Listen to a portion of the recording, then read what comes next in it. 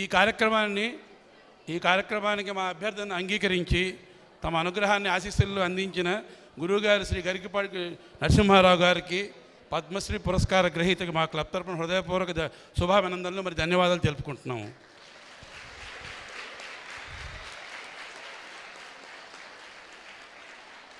ఈ కార్యక్రమానికి ముఖ్య అతిథిగా విచ్చేసిన మహాసహస్రావధాని డాక్టర్ గరికపాటి నరసింహారావు గారిని పద్మశ్రీ పురస్కార గ్రహీతని వేదిక మీదకి తోడ్కొని రావాల్సిందిగా మా పూర్వాధ్యక్షులు కృష్ణప్రకాష్ గారిని ప్రార్థించి కోరడమైంది.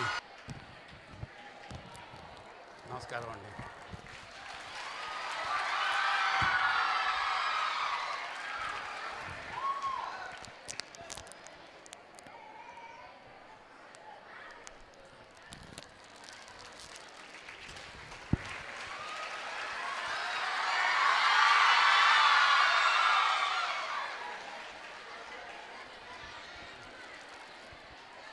ఇప్పుడు గురువు గారిని మా కృష్ణప్రకాష్ గారిని జ్యోతి ప్రజ్వలన చేయవలసిందిగా కోరుతున్నాం.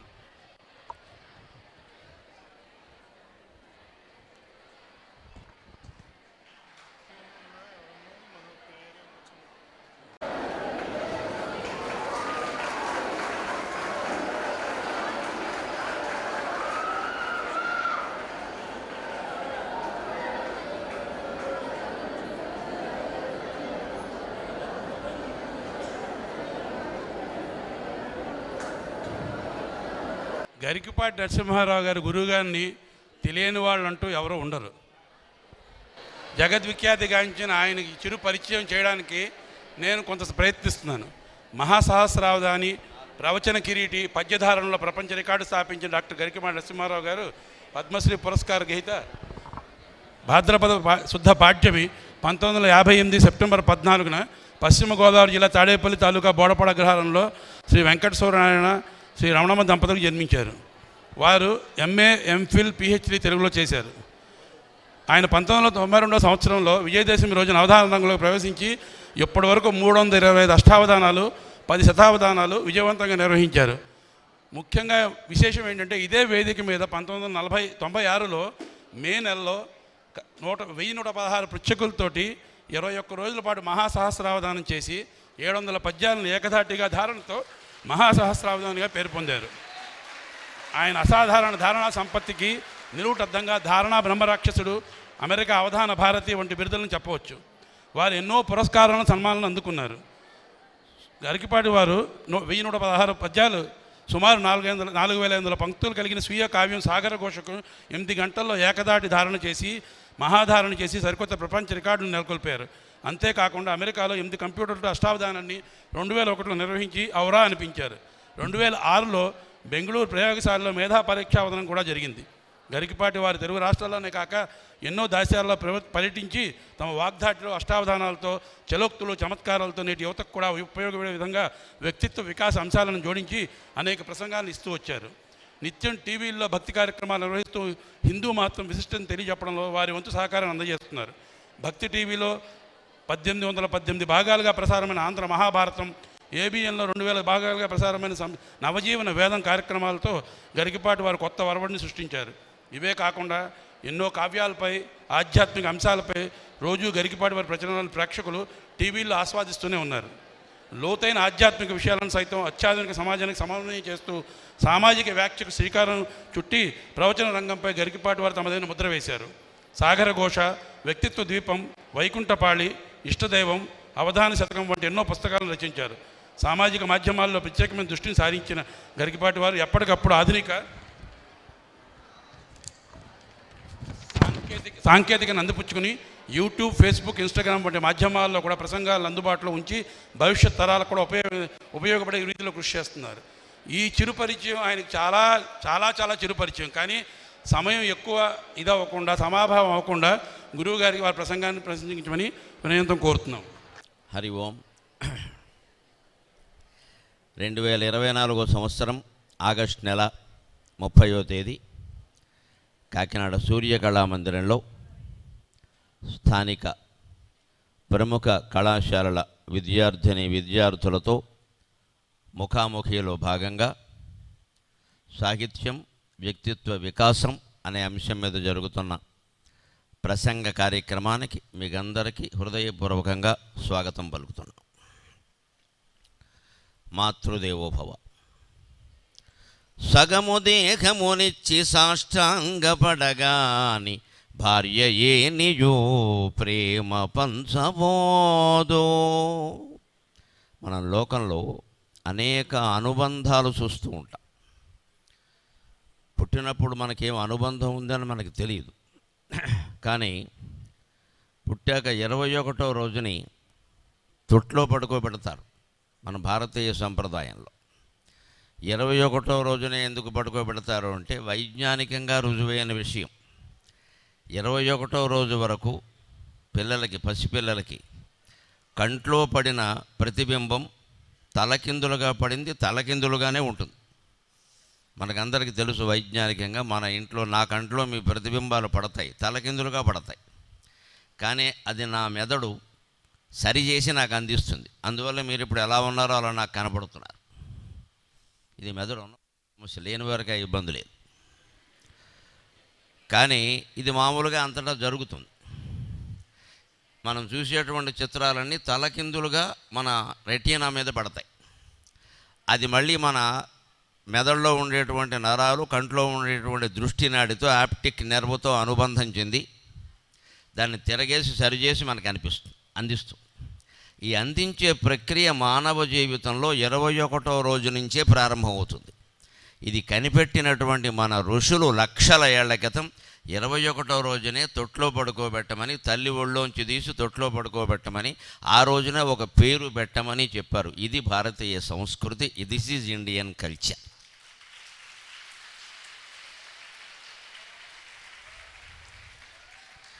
మన సంప్రదాయంలో ఉండే ప్రతి ఆచారము వైజ్ఞానికం తప్పితే ఏది అజ్ఞానంతో వచ్చింది కాదు, అనవసరంగా వచ్చింది కాదు.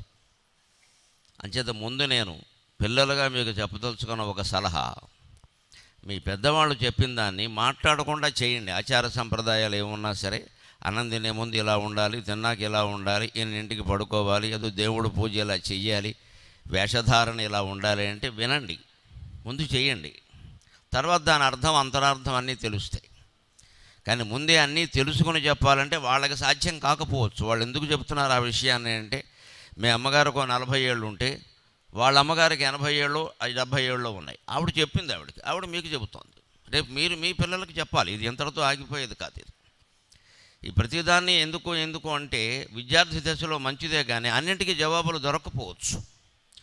అది హానికరం కానప్పుడు ఆచారాన్ని చేసేయాలి. ఆ రకంగా 21వ రోజు నుంచే మనకు అనుబంధాలు ఏర్పడతాయి. అందుకే పిల్లాడికి ఆ రోజు పేరు పెట్టమని చెప్పారు. అంతకుముందు వరకు ఊరికే తల్లి ఎగరేసి ముద్దులెట్టుకుని నా బుజ్జి, నా గజ్జి అనడమే. వాడికి ఏం తెలియదు. అది వాడికి అవన్నీ అర్థం కావు కూడాను. తల్లి కూడా తలకిందులుగా పడుతుంది. 21వ రోజు నుంచి మెదడులో ఉండేటువంటి నరాలు కంట్లో ఉండేటువంటి నరాలతో అనుబంధం పెంచుకొని సరిచేసి అందిస్తాయి. అప్పటి నుంచి మానవ లోకం ఇలా ఉంటుంది అని ఒక అభిప్రాయానికి వస్తాడు. అలా మనకి ఏర్పడే అనుబంధాల 21వ రోజు నుంచి ఏర్పడి చివరి దశ వరకు కొనసాగితే ఈ అనుబంధాల్లో ఏది కాస్త నిలబడే అనుబంధం, పోని శాశ్వతంగా కాకపోయినా మన జీవితం మనకున్నంత వరకు నిలబడే అనుబంధం ఏది అనడం కోసం ఈ పద్యంతో మొదలుపెట్టా.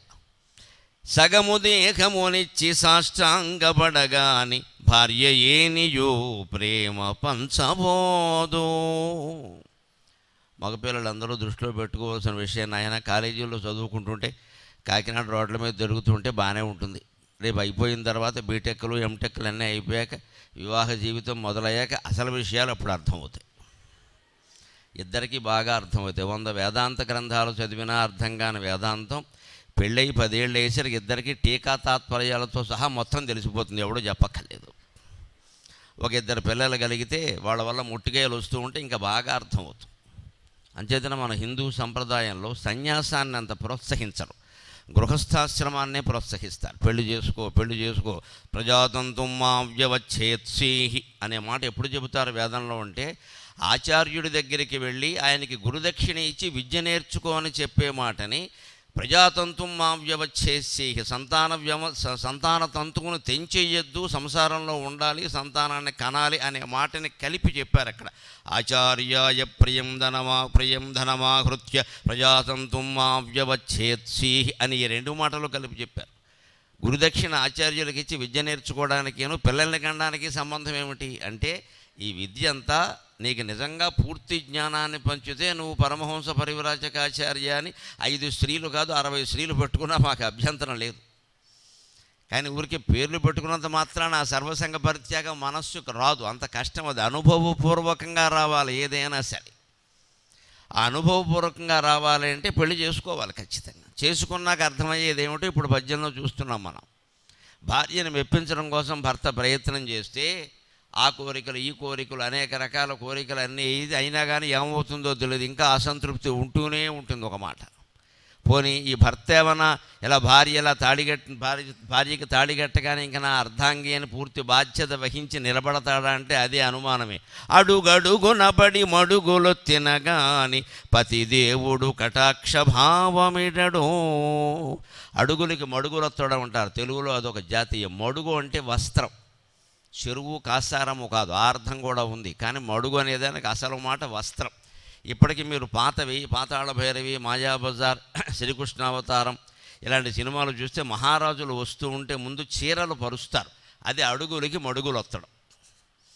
వాళ్ళు అడుగులు వేస్తూ ఉంటే వీళ్ళు మడుగులు ఒత్తుతారన్నమాట. సరిగ్గా ఎప్పటికీ కొన్ని కులాల్లో పెళ్లి ఆచారాల్లో ఉంది, పెళ్లి కొడుకు నేల మీద నడవనీరు, 4 చీరలు పరుచుతారు. ఆయన ముందుకు వెళ్ళిపోతుంటే మళ్ళీ ముందు ఆయన వెళ్ళిపోయిన చీర తీసుకొచ్చి మళ్ళీ ముందుకేస్తూ ఉంటారు. అదే అడుగులకి మడుగులు వత్తడం. పెళ్లి కూతుర్ని పెళ్లి కొడుకుని నేల మీద నడవనీరు, ఉంటే పల్లకి లేకపోతే చీర మీద నడిపించాలి. ఈ ఆచారానికి అర్థమే అడుగులకి మడుగులు వత్తడం. అంతటి సపర్య తర్వాత ఎప్పుడు జరగదు. నిజానికి పెళ్ళి అయిన తర్వాత అమ్మాయిలకి అందరికీ బాగా అర్థం అవుతుంది. ఏదో ఊరికే కాలేజీలో పరిచయం కాగానే, ఎంటెక్లో అయిపోగానే, ఉద్యోగం చేసేటప్పుడు కనపడగానే నాకు ఇంకా వీడేనా హీరో అని మొదలెడతారు. పెళ్ళయ్యాక వీడేనా జీరో అని అర్థమైపోతుంది ఖచ్చితంగా. ఈ వయస్సులో మనకు అర్థం కాని విషయం ఏమిటి అంటే, ఆ వయస్సులో ఎందుకు వెనకాల పడుతున్నారో, ఎందుకు ఆకర్షితులవుతున్నారో తెలుసుకోవడం కూడా కష్టమైనంత మాయ వయస్సు మీది. అందుకని అజ్ఞానం పోవాలి కాబట్టి అజ్ఞానానికి ప్రత్యేక చీకటిని పోగొట్టేది సూర్యుడు. అందుకని సూర్య కళామందిరంలో ఈ సమావేశం ఏర్పాటు చేశారు.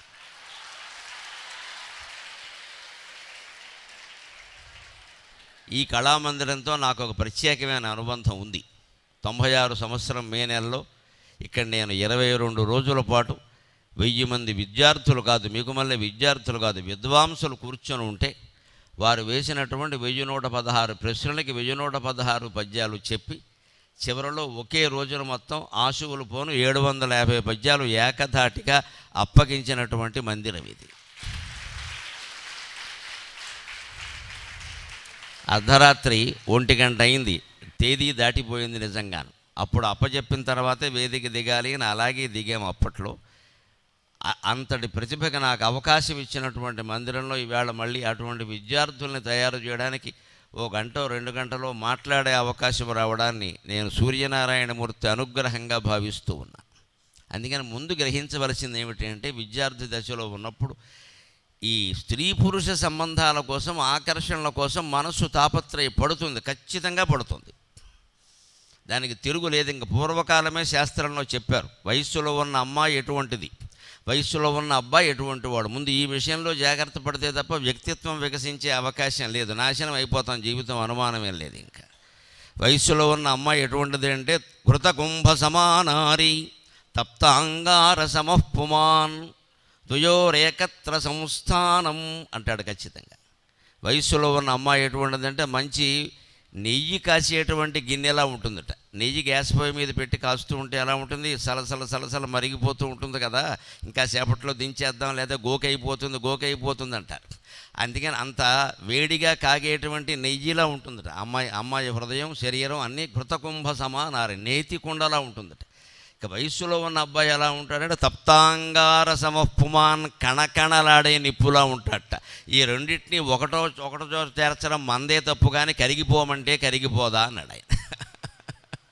కణకణలాడే నిప్పుల మీద వెన్నపూస పెట్టిన తర్వాత కరిగిపోకపోతే కరిగిపోతుందని నేను అనుకోలేదంటే అలాగ ఆ మాత్రం జ్ఞానం ఉండాలి.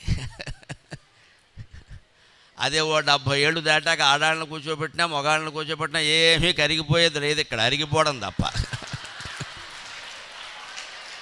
అప్పటికే వీరు కూర్చుని పురాణాలన్నీ చదివి అరుగులన్నీ అరగొట్టేశారు. ఇంకా కరిగిపోయేదే ఉంది ఇక్కడ. ఇంకా కాళ్ళు జాపు కూర్చుంటారు అంతే. అంచేతను గ్రహించుకోవాలి ఖచ్చితంగా. సూర్యనారాయణమూర్తి సూర్యకళామందిరంలో ఉన్నాం కాబట్టి సూర్యనారాయణమూర్తిని చూసిన జీవితం అర్థమవుతుంది. మీరు ఉదయాన్నే సూర్యోదయం చూడండి, 10 నిమిషాలు చూడండి, ఎక్కువ కల్లా. మళ్ళీ సూర్యాస్తమయం చూడండి, హాయిగా చూడగలుగుతారు, ఏమి ఇబ్బంది లేదు, కళ్ళకేమీ ఇబ్బంది లేదు. పైగా కంటి వైద్యం చేసేవారు కూడా సూర్యకాంతి ఆ సమయంలో, ముఖ్యంగా సాయం సమయంలో సూర్యకాంతి మన కంటి మీద పడడం ఆరోగ్యం అని చెబుతారు. మంచిదే. ఉదయం ఓ పావు గంట, సాయంత్రం ఓ పావు గంట సూర్యోదయం సూర్యాస్తమయం చూడగలం. ఎందుకంటే 2 సమయాల్లోనూ సూర్యుడు చల్లగా ఉంటాడు. మిగిలినప్పుడు మధ్యాహ్నం చూడలేము, మనం రెచ్చిపోతూ ఉంటాడు.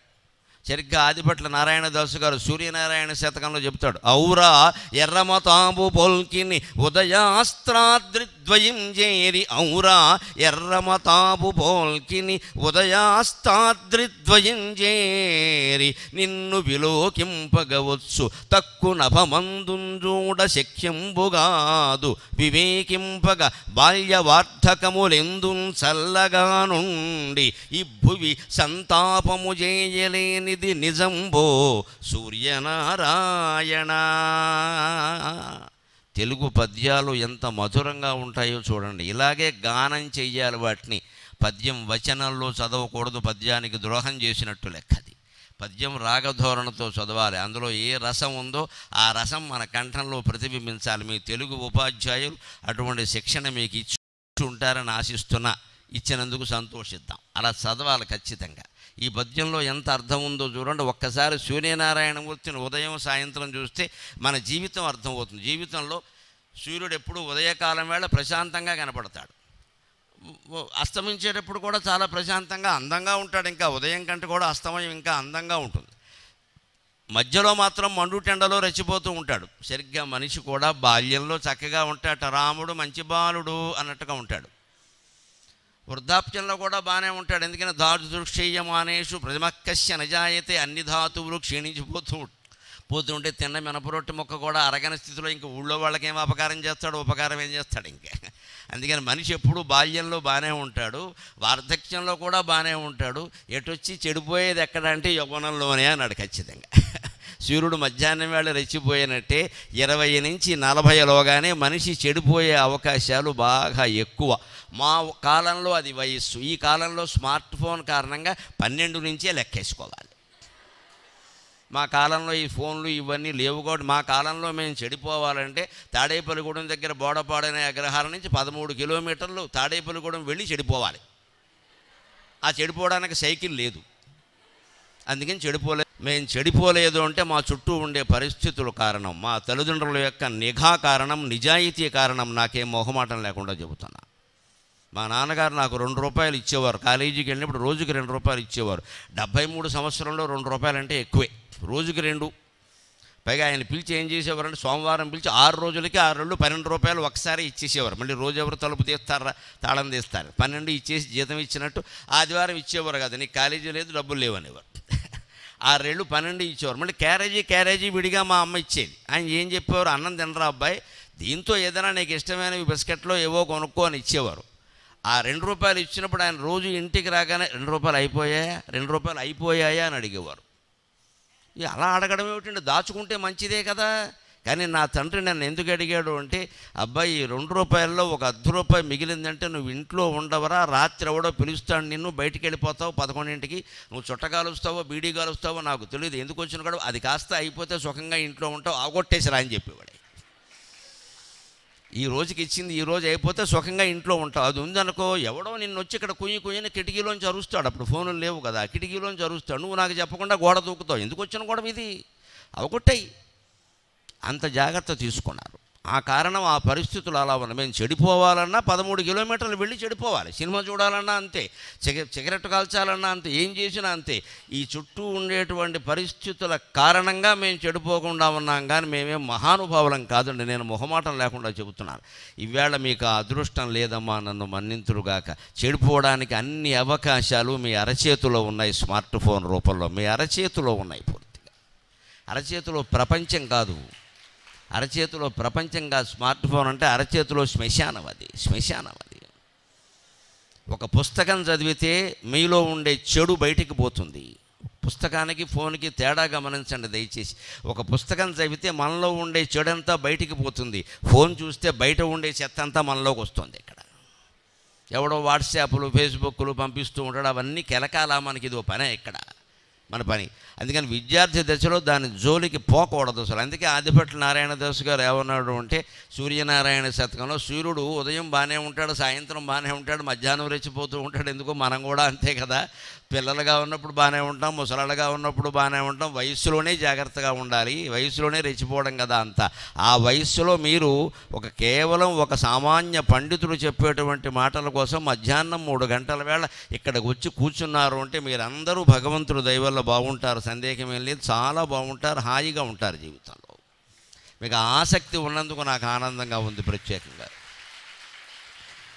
ఇవాళ వాస్తవంగా నేను భావించింది ఏమిటి అంటే, సభ ప్రారంభం కావడానికి 15 గంట ముందు నాకు కృష్ణప్రకాష్ గారి నుంచి ఫోన్ వస్తే సభ వాయిదా పడుతుంది అనుకున్నాను. అందుకని వర్షం బాగా వస్తుంది, పిల్లలు ఎవరు వచ్చి ఉండరు, అందుకని ఏమనుకోకండి సభ సాయంత్రానికి వాయిదా వేస్తున్నాం అంటారేమో అనుకున్నాను. కానీ వచ్చేసారండి, మీరు రావడమే ఆలస్యం అన్నారు. మీకున్న ఈ ఆసక్తి సరస్వతి కటాక్షాన్ని మీకు కలిగించి జీవితాంతం మిమ్మల్ని కాపాడుతుందమ్మా, సందేహం లేదు. ఆ యవ్వనంలో మనం వ్యక్తిత్వాన్ని ఎలా వికసింప చేసుకోవాలి, జాగ్రత్తగా ఉండాలనేది ఇవాళ ముఖ్యమైన అంశం. అందుకే ఎట్టి పరిస్థితుల్లో స్త్రీ పురుష సంబంధాల కోసం తాపత్రయపడకూడదు, మనస్సులో ఒక ఆలోచన కూడా రానివ్వకూడదు. ఎందుకంటే పెళ్ళయిన తర్వాత అనుభవించేటువంటి సుఖాలు దుఃఖాలు ఎలాగో ఎప్పుడు అనుభవిస్తాం కదా. భార్యను సంతోషపెట్టడం భర్తకి, భర్తను సంతోషపెట్టడం భార్యకి సాధ్యమయ్యేది కాదండి. ఎందుకంటే భార్యాభర్తల అనుబంధం కృత్రిమమైన బంధం. 25 ఏళ్ల వరకు ఆ అమ్మాయి ఎక్కడో పెరిగింది, ఇంకో 30 ఏళ్ళు వీడెక్కడో పెరిగాడు, ఇద్దరూ కలిశారు ఇక్కడ. అదే మీ అమ్మగారితో మీకు ఉండే బంధం, మీ నాన్నగారితో మీకు ఉండే బంధం, మీ అన్నదమ్ములతో మీకు ఉండే బంధం సహజమైన బంధం, సహజమైన బంధం. అది నేచురల్ రిలేషన్. అంత మాత్రం చేత నేను దాంపత్యాన్ని తక్కువ చేయడల్లా. అందరూ పెళ్లి చేసుకుంటారు. దాంపత్యం ఎప్పుడూ నిలబడాలంటే ఎప్పటికప్పుడు నిలబెట్టుకోవాలి, ఇంకో మార్గం లేదు. తల్లితో మన అనుబంధాన్ని నిలబెట్టుకోకల్లా. ఇక్కడ కోపం వచ్చి అమ్మని తిట్టినా సరే, ఏదో దాని పాపం చదువు ఒత్తిడిలో తిట్టింది, లేకపోతే మా అమ్మాయి చాలా మంచిది అని సరిపెట్టేసుకుంటుంది అమ్మ. అనుమానమే లేదు. తల్లి కక్ష కట్టదు, తండ్రి కక్ష కట్టడు. అంచేతనే ఏ అనుబంధాన్ని మనం నమ్మాలి అంటే భార్య అనుబంధం చెప్పలేం, భర్త అనుబంధం చెప్పలేం. పోనీ ఆచార్యులు మీరు చదువుకుంటున్నారు, విద్యార్థులు ఉపాధ్యాయులు ఏమైనా వారు మిమ్మల్ని అంత గొప్పగా అభిమానిస్తారా అంటే వారి షరతులు వారికి ఉన్నాయి. చదువులో సేవలో శ్రద్ధ చూపిన గాని గురు కటాక్షమును దొరకబోదు. బాగా చదివే వాళ్ళని, అంతేకాదు మా ఉపాధ్యాయులకు లక్షణం ఉంది, కాస్త కూరగాయలు తేవడం, ఫోన్ ఛార్జింగ్ చేయించడం, ఏదో ఇలాంటి సొంత పనులు కూడా కొంచెం చేసి పెట్టే వాళ్ళని ఎక్కువ అభిమానిస్తాం మేము. అందుకని చదువు చేయాలి, చదువు చదవాలి, సేవ చేయాలి, లేకుండా ఉపాధ్యాయులు కూడా అభిమానించరు. పోనీ ఈ వయస్సులో మీకు తల్లి కంటే, తండ్రి కంటే, ఎవరికంటే, గురువు కంటే కూడా స్నేహితులు ఎక్కువ. తల్లి చెప్పినా పని చేయనివాడు, తండ్రి చెప్పినా పని చేయనివాడు స్నేహితులు పిలిచారనగానే పరిగెట్టుకుని వెళ్ళిపోతాడు, ఇంట్లో అబద్ధం కూడా చెప్పేస్తాడు. ఫ్రెండ్షిప్కి అంత ప్రాధాన్యం ఇస్తాం మనం కదా.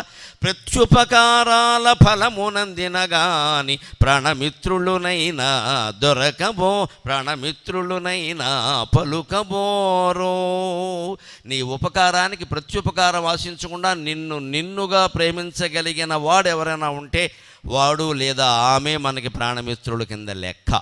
ఏది ఆశించేవాడు స్నేహితుడు కానే కాడు ఎప్పుడు కూడా. అంచేది మీకు ఇప్పుడు 20 ఏళ్ల లోపు వయస్సులో ఏర్పడిన స్నేహాలు 60 ఏళ్ల వయస్సు వరకు కొనసాగితే వాళ్ళు నిజమైన స్నేహితుల కింద లెక్క. ఇవాళ ఏదో స్నేహంగా ఉండడం కాదు. అంచేత భార్య బంధం, భర్త బంధం, స్నేహితుల బంధం, గురు శిష్య బంధం అన్నీ కృత్రిమమే. పోనీ కాపాడేటువంటి వాడు భగవంతుడు కదా, ఆయనకి దయ ఉంటుంది కదా అంటే, కడకు భగవంతుడైన యోగ అగ్నియందు కమలిపోయిననే గాని కానబడడు. భీష్ముడు లాంటి వాడి దగ్గర నుంచి ప్రహ్లాదుడు లాంటి వాడి వరకు, 8 ఏళ్ల ప్రహ్లాదుడి నుంచి 80 ఏళ్ల భీష్ముడి వరకు ఎంత మొత్తుకుంటే, ఎంత తపస్సు చేస్తే, ఎంత బ్రహ్మచర్యం పాటిస్తే, ఎన్ని శిక్షలు ఎదుర్కొంటే శ్రీమన్నారాయణమూర్తి దర్శనమిచ్చాడు కనుక చివరిలో. అంత తేలికైన విషయమా? భగవంతుడు కూడా మన నుంచి చాలా ఆశిస్తాడు. తపస్సు, జపము, అనేక రకాల ఉపవాసాలు, దీక్షలు అన్నీ ఆశిస్తాడు. ఆశించని ప్రేమ ఏదన్నా ఉందా అంటే అది ఒక్కటే, తనకు పుట్టుటే చాలు అదే ఘనతయనుచు, తనకు పుట్టుటే చాలు అదే ఘనతయనుచు, మనల ప్రేమించును ఒక తల్లి మాత్రమవని.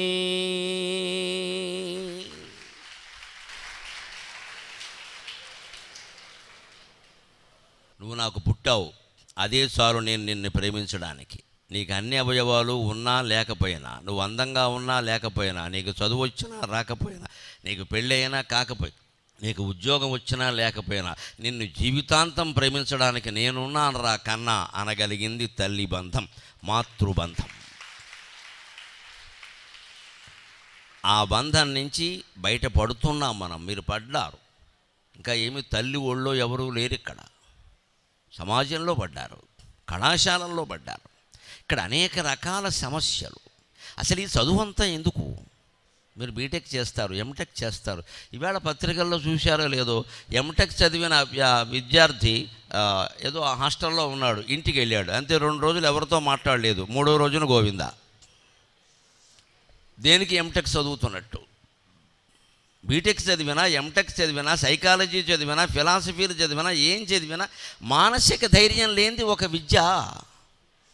మనోధైర్యం కలిగించాలి కదా. మీ పల్లెటూళ్ళలో పెద్దవాళ్ళని మీరు గమనించండి, వ్యవసాయదారులు ఉంటారు, వాళ్ళు ఏం చదువుకోలేదు. 4 ఏళ్ల పాటు వరుసగా పంట పండకపోయినా రైతు ఆత్మహత్య చేసుకోడు. రైతుల ఆత్మహత్యలు ఈ మధ్యన ఒక 10-15 ఏళ్ల బట్టి వింటున్నాం. మా చిన్నతనంలో ఎక్కడ వినలేదండి అసలు. రైతుల ఆత్మహత్యలు ఎక్కడ తట్టుకోవడమే అలాగే. దేవుడికి దయలేదయ్యా, వచ్చే సంవత్సరం బాగుంటుందిలే అని అన్నవరం దేవుడికి మొక్కుకున్నా అంటాడు, చచ్చిపోడండి. చదువుకోకపోయినా అతని జీవితాన్ని కాపాడుకుంటున్నాడే. చదువుకుని మనం జీవితాన్ని కాపాడుకోలేకపోతున్నామంటే చదువు ఎందుకో మనకు అర్థం కాల.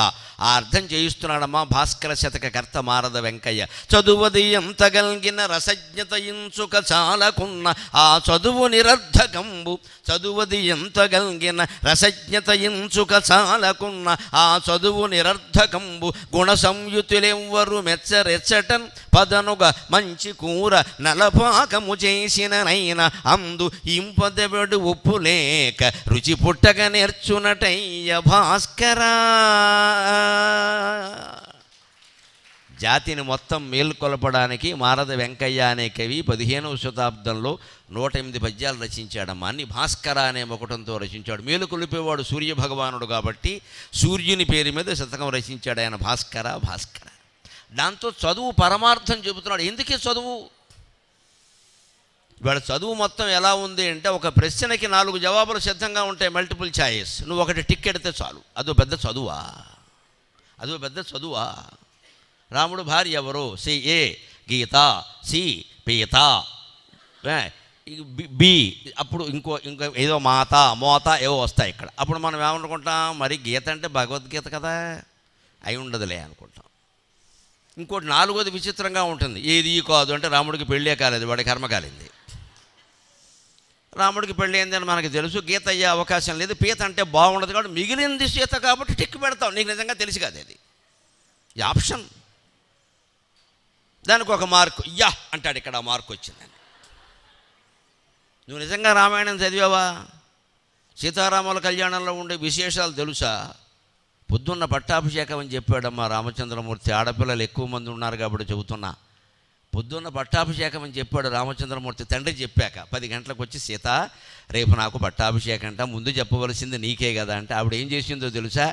స్త్రీ కదా, సహజమైనటువంటి చాతుర్యం లాలిత్యం అన్నీ ఉంటాయి, చాపల్యాలు కూడా. ఆవిడకున్న పట్టుచీరలన్నీ వరుసగా మంచం మీద పరిచేసింది. ఏం కట్టుకోమంటావు అని అడిగింది. అది సరదా.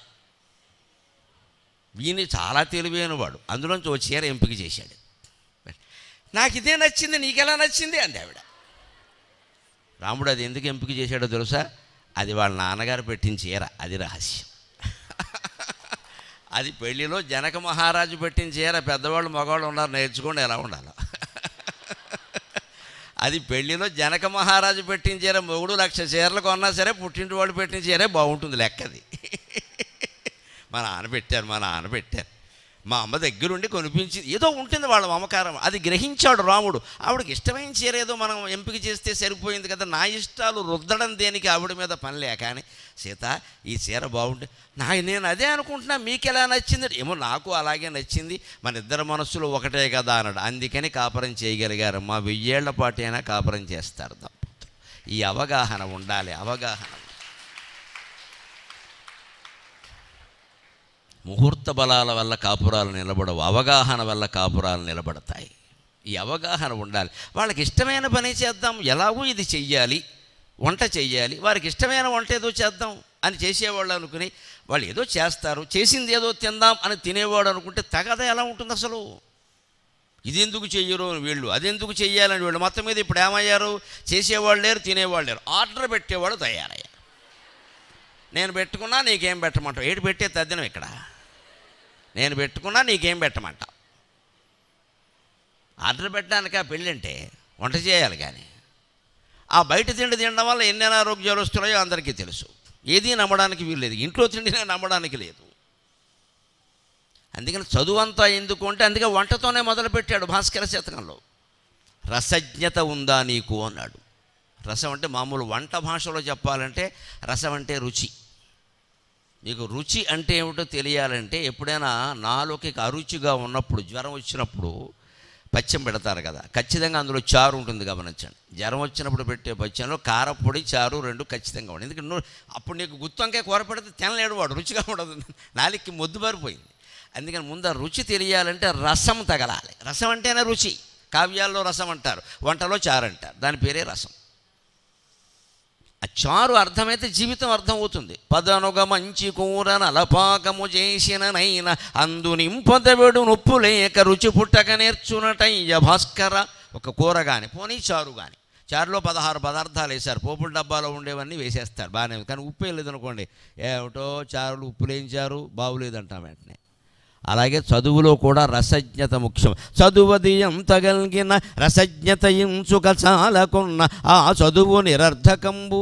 ఆ రుచిని గ్రహించే శక్తి అంటే ఇదెందుకు, ఇదెందుకు, ఈ చదువు ఎందుకు, ఈ చదువు ఎందుకు. ఇవాళ చదువుకునేటప్పుడు మనం ఏం ఆలోచిస్తున్నామండి? కళాశాలలో చేరగానే ఏమండి ప్లేస్మెంట్ బాగుంటుందా? ప్లేస్మెంట్ కాలేజీ ఎందుకమ్మా? పని లేక కాలేజీల వాళ్ళు చేసే పని ప్లేస్మెంట్, పెళ్లి చేయడం, శోభనం చేయడమా? వాళ్ళకేం పని? కాలేజీ వాళ్ళని నువ్వు ఉద్యోగం ఇప్పించమని అడుగుతున్నావు అంటే నీ మీద నీకు నమ్మకం లేదన్నమాట. కాలేజీ వాడు ఏమన్నా పురోహితుడా? వాళ్ళు ఎందుకు ఇప్పించాలండి ఉద్యోగాలు? మా కాలేజీలో జరిగితే ప్లేస్మెంట్ ఇస్తాం, ప్లేస్మెంట్కి ఒక ఆఫీసర్ని పెట్టాం, ఇదేం దరిద్రం ఇది? వాళ్ళ చదువు వాళ్ళకి చెప్పి పంపితే బయట ప్లేస్మెంట్ సంగతి వాడు చూసుకోవాలి. మిస్ప్లేస్మెంట్ అవుతాడు, లేదా వాడి కర్మ. చదువు చెప్పడం వరకు కాలేజీ పని. మేము చదువుకున్న రోజుల్లో మాకు ఎవడు ఉద్యోగాలు ఇప్పిస్తామని చెప్పలేదు. ఉద్యోగం వచ్చినా రాకపోయినా, వ్యవసాయం చేసుకున్నా, వ్యాపారం చేసుకున్నా ధైర్యంగా బతకడం ఎలాగో మా ఉపాధ్యాయులు మాకు నేర్పారు. అందుకే మేము బతకగలిగాం హాయిగా. ఇంత ప్రతిభావంతుడు 325 అష్టావధానాలు చేశాడు, 10 శతావధానాలు చేశాడు, 1 సహస్రావధానం చేశాడు. ఈవేళ మొత్తం యువతరం అంతా విర్రెత్తినట్టు నా వెనకాల తిరుగుతున్నారు. కానీ ఫర్ యువర్ కైండ్ ఇన్ఫర్మేషన్, మనలో మన మాట, నాకు 10 సార్లు ప్రయత్నించిన ప్రభుత్వోద్యోగం రాలేదు. నాకేం ప్రభుత్వోద్యోగం రాలేదమ్మా, వయస్సు దాటిపోయినా రాలేదు. నేను వదిలేశాను ఆ విషయాన్ని. ఇంకా అది ఒకటేనా ఏమిటి రాకపోతే? నాకున్న ప్రతిభ అవధానం, నాకున్న ప్రతిభ ప్రసంగం, నాకున్న ప్రతిభ కావ్యం. నా దృష్టి అంతా కవిత్వం మీద, అవధానం మీద, ప్రసంగాల మీద పెట్టాను. ఇవాళ యూనివర్సిటీ అధ్యాపకులతో సమానంగా నేను సంపాదించగలుగుతున్నా, ఏం అనుమానం లేదు ఇందులో. శుభ్రంగా సంపాదిస్తున్నాం, కట్టవలసిన పనులు కట్టేస్తున్నాం, పైగా చేతికి కంకణం, ఇంకా ప్రయాణం కదా అని వేసుకురాల, కాలికి గండపెండేరం కూడా ఉంటుంది, అన్నీ వేసుకుని తిరుగుతున్నాం హాయిగా. ఇవన్నీ నా ప్రతిభ వల్లే నాకు వచ్చాయి. నాకు యూనివర్సిటీలో ఉద్యోగం వచ్చినప్పుడు ఎవడో కంకణం వేయడం, లంకణాలు ఉంటాయి అక్కడ. అవినీతికి పాల్పడ్డామని సంఖ్యలు వేస్తాడు, కంకణం ఎవడో వేయడు అక్కడ. మనకెందుకు వచ్చింది? ఆ ఆత్మవిశ్వాసం కలగాలి. అది ఎలా వస్తుంది? నీ చదువులో ఉండే సారము నువ్వు గ్రహిస్తే వస్తుంది. ఏ అధ్యాయం మీరు ఇంజనీరింగ్లో చదువుతున్నా సరే, డిగ్రీలో చదువుతున్నా సరే, అది జీవశాస్త్రమైనా, ఇంకో వృక్షశాస్త్రమైనా, రసాయన శాస్త్రమైనా, ఇంజనీరింగ్ సంబంధించిందైనా, మ్యాథమెటిక్స్ అయినా, ఇంగ్లీష్ అయినా, తెలుగు అయినా, ఏదైనా సరే దాని సారాన్ని గ్రహించేది the essence of the education. ఇదంతా ఎందుకు, ఇదంతా ఎందుకు, ఇదంతా ఎందుకు అంటే సూక్ష్మ దృష్టి ఉండాలి. ఎలా ఉంటుంది అది? యస్య నాస్తి స్వయం ప్రజ్ఞ శాస్త్రం తస్య కరోతి కిం లోచనాభ్యాం విహీనస్య దర్పణ కిం కరిష్యతి. పూర్వకాలం శాస్త్రాల్లోనే చెప్పారు, కళ్ళంటూ ఉంటే అద్దం పెట్టుకుని చూసుకుంటావు ముఖం ఎలా ఉందో, కళ్ళే లేని వాడికి అద్దం ఎందుకు అన్నాడు పనిలేక. అద్దం ఎవరికి? కళ్ళు ఉన్నవాడికి. కళ్ళు ఉంటే అద్దం ఎదురుగా పెట్టుకుని కళ్ళు బాగున్నాయా, ముక్కు బాగుందా, మూతి బాగుందా అని చూస్తాం, బొట్టెట్టుకుంటాం, తలదూపుకుంటాం, ఏదో చేస్తాం. కళ్ళే లేవనుకో, ముందు కళ్ళు బాగు చేయించుకోవాలి, అద్దం దేనికి పని లేక. అంచేత చదువు అనేటువంటి కళ్ళకి ఏమిటి, చదువు అనేదానికి ముఖ్యమైనది ఏమిటి అంటే కళ్ళు అనే స్వయం ప్రజ్ఞ ఉండాలి. నీ అంతటి నువ్వు గ్రహించగలగాలి, నీ అంతటి నువ్వు గ్రహించగలగాలంటే రీడ్ బిట్వీన్ ది లైన్స్ అంటాడు వివేకానందుడు. చదువుతున్నప్పుడు లైన్లు చదువుకుంటూ పోయి కంఠస్థం చేసి ఈ మధ్య నాకేమిటో గుర్తుండట్లా అని బుర్రపట్టుకోవడం, గుర్తుండడం అంత ముఖ్యమైన విషయం కాదు, నువ్వు గ్రహించడమే ముఖ్యమైన విషయం. గుర్తుండడం కేవలం పరీక్ష కోసం, అంతకంటే ఏం లేదు. నువ్వు గుర్తుంటే దాన్ని గుర్తుంచుకొని పరీక్షలో రాస్తావు, అంతకంటే ఏమిటి. ఆ విషయం కనుక గ్రహిస్తే మన ప్రజ్ఞ వేరుగా ఉంటుంది ఖచ్చితంగా. 4 రోజుల క్రితం పత్రికల్లో మీరు చూశారో లేదో, తెలుగువాడు చిత్తూరు జిల్లా మదనపల్లెలో రిషి వ్యాలీ స్కూల్లో చదువుకున్నవాడు విరించి మాడభూషి వారి కుటుంబంలో పుట్టాడు. విరించి తాయారని వైష్ణవ కుటుంబం, పండితులు ఉండేటువంటి కుటుంబంలో పుట్టినవాడు. ఆర్టిఫిషియల్ ఇంటెలిజెన్స్ వల్ల ఏ ప్రమాదం లేదు, నా ప్రయోగాలతో నేను రుజువు చేస్తానని సాహసం చేసి రుజువు చేశాడమ్మా. మనవాడు తెలుగువాడు చేశాడు ఆ పని.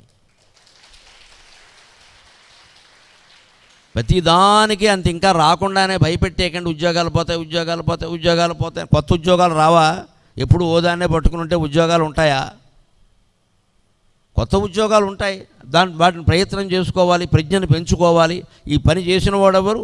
మదనపల్లెవాడు, తెలుగువాడు. ఆయన చదివింది ఎక్కడ? రిషి వ్యాలీ స్కూల్లో, జిడ్డు కృష్ణమూర్తి గారి స్కూల్లో. అక్కడ ఎలా చెప్తారో తెలుసా విద్య? చదువుగా చెప్పడం ముందు 6:30కి బయటకు వదిలేస్తారు, పొద్దున్నే 6 to 6:30 సంధ్యావందనం, కొండ మీదకి వెళ్ళి సూర్యుని చూడమంటారు. మళ్ళీ సాయంత్రం 6 నుంచి 6:30 కొండ మీదకి వెళ్ళి సూర్యుని చూడమంటారు. వచ్చాక మళ్ళీ ఏం చూసామని అడగరు, ప్రశ్నలు లేరు, దాని మీద క్వశ్చన్ పేపర్ ఉండదు, ఇంపార్టెంట్ ఉండదు. కూర్చోబెట్టి ధ్యానం చేయమంటారు. ధ్యానంలో ఏం చెప్తారో తెలుసా? నువ్వేం చూసావో దాన్ని ఊహించుకుని కూర్చో అంటారు, ఇంకేం వద్దంటారు. నువ్వేం చూసావో దాన్ని పదిలం చేసుకో. ఆ సమయంలో నీకు ఏదైనా శబ్దాలు వినిపిస్తే వాటిని కూడా విను, పరోక్షంగా విను, దేనికి స్పందించకు. మోటార్ సైకిల్ శబ్దం వినిపించినా, గుళ్ళో గంట వినిపించినా, ఏది వినిపించినా విను. పక్షుల కిలకిల రావాలు వినిపించినా విను, దేనికి స్పందించకు, ఊరికే ప్రశాంతంగా విను. అలా వినడం అలవాటైతే సృష్టిలో ప్రతి ధ్వనిని అలా మాట్లాడకుండా, స్పందించకుండా, బాగుంది అనకుండా, బాగులేదు అనకుండా, ఇంకాస్త ఉంటే బాగుండు అనకుండా, ఇప్పుడే ఆగిపోతే బాగుండని ఏ రకమైన భావము ప్రకటించకుండా ప్రశాంతంగా మన చుట్టూ వారి మాటల్ని వినడం నేర్చుకోగలిగితే జీవితంలో ఎన్ని కష్టాలనైనా తట్టుకోగలుగుతాడు, అనుమానం లేదు విద్యార్థి. మీ ఇంట్లో మీరు అభ్యాసం చేయండి, సెలవుల్లోనే కాదు, ఇప్పుడైనా సరే ఇంటికి వెళితే ఎక్కువసేపు మాట్లాడకండి, మీకు మాట్లాడేంత సమయమూ లేదు నిజానికి. కానీ ఊరికే వడవడ వాక్కండి బస్సు ఎక్కగానే. ఇతరుల మాటలు వినండి, చాలా భాగం ఇతరుల మాటలు వినండి, చాలా తెలుస్తాయి అందులో, గ్రహించే ప్రయత్నం చేయండి. అవి విసుగ్గా ఉన్నాయనుకోండి, వింటున్నట్టుగా ఓ చెవి వారికేసి పారేయండి. మీ మనస్సులో నమ శివాయ నమో నారాయణాయ శ్రీమాత్రే నమః అని ఏదో ఒక నామాన్ని జపించండి.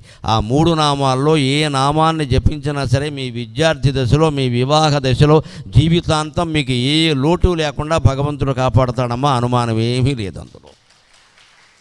ఇందులో ఇతర మతస్థుల కోసం నేను మొహమాట పడకుండా ఓ మాట చెబుతున్నాను. నాకు తెలిసిన నామాలు నేను 3 చెప్పాను. ఇతర మతస్థులు ఎవరన్నా ఉంటే వారి ఆచార్యులు వారి దేవతల నామాలు చెప్తారు. దేవుడు అన్నాక ఎవరైనా ఒక్కటే. ఆ దేశాల్లో ఇంకో రకంగా అవతరించాడు, ఈ దేశంలో ఇంకో రకంగా అవతరించాడు. అంతకంటే దైవానికి పేరులో తేడా తప్పితే తత్వంలో తేడా ఉండదు. ఎవరి మతంలో ఉండే దైవారాధన వారే చేయొచ్చు హాయిగా, ప్రబలమైన విశ్వాసంతో చెయ్యాలి, అంతే తేడా.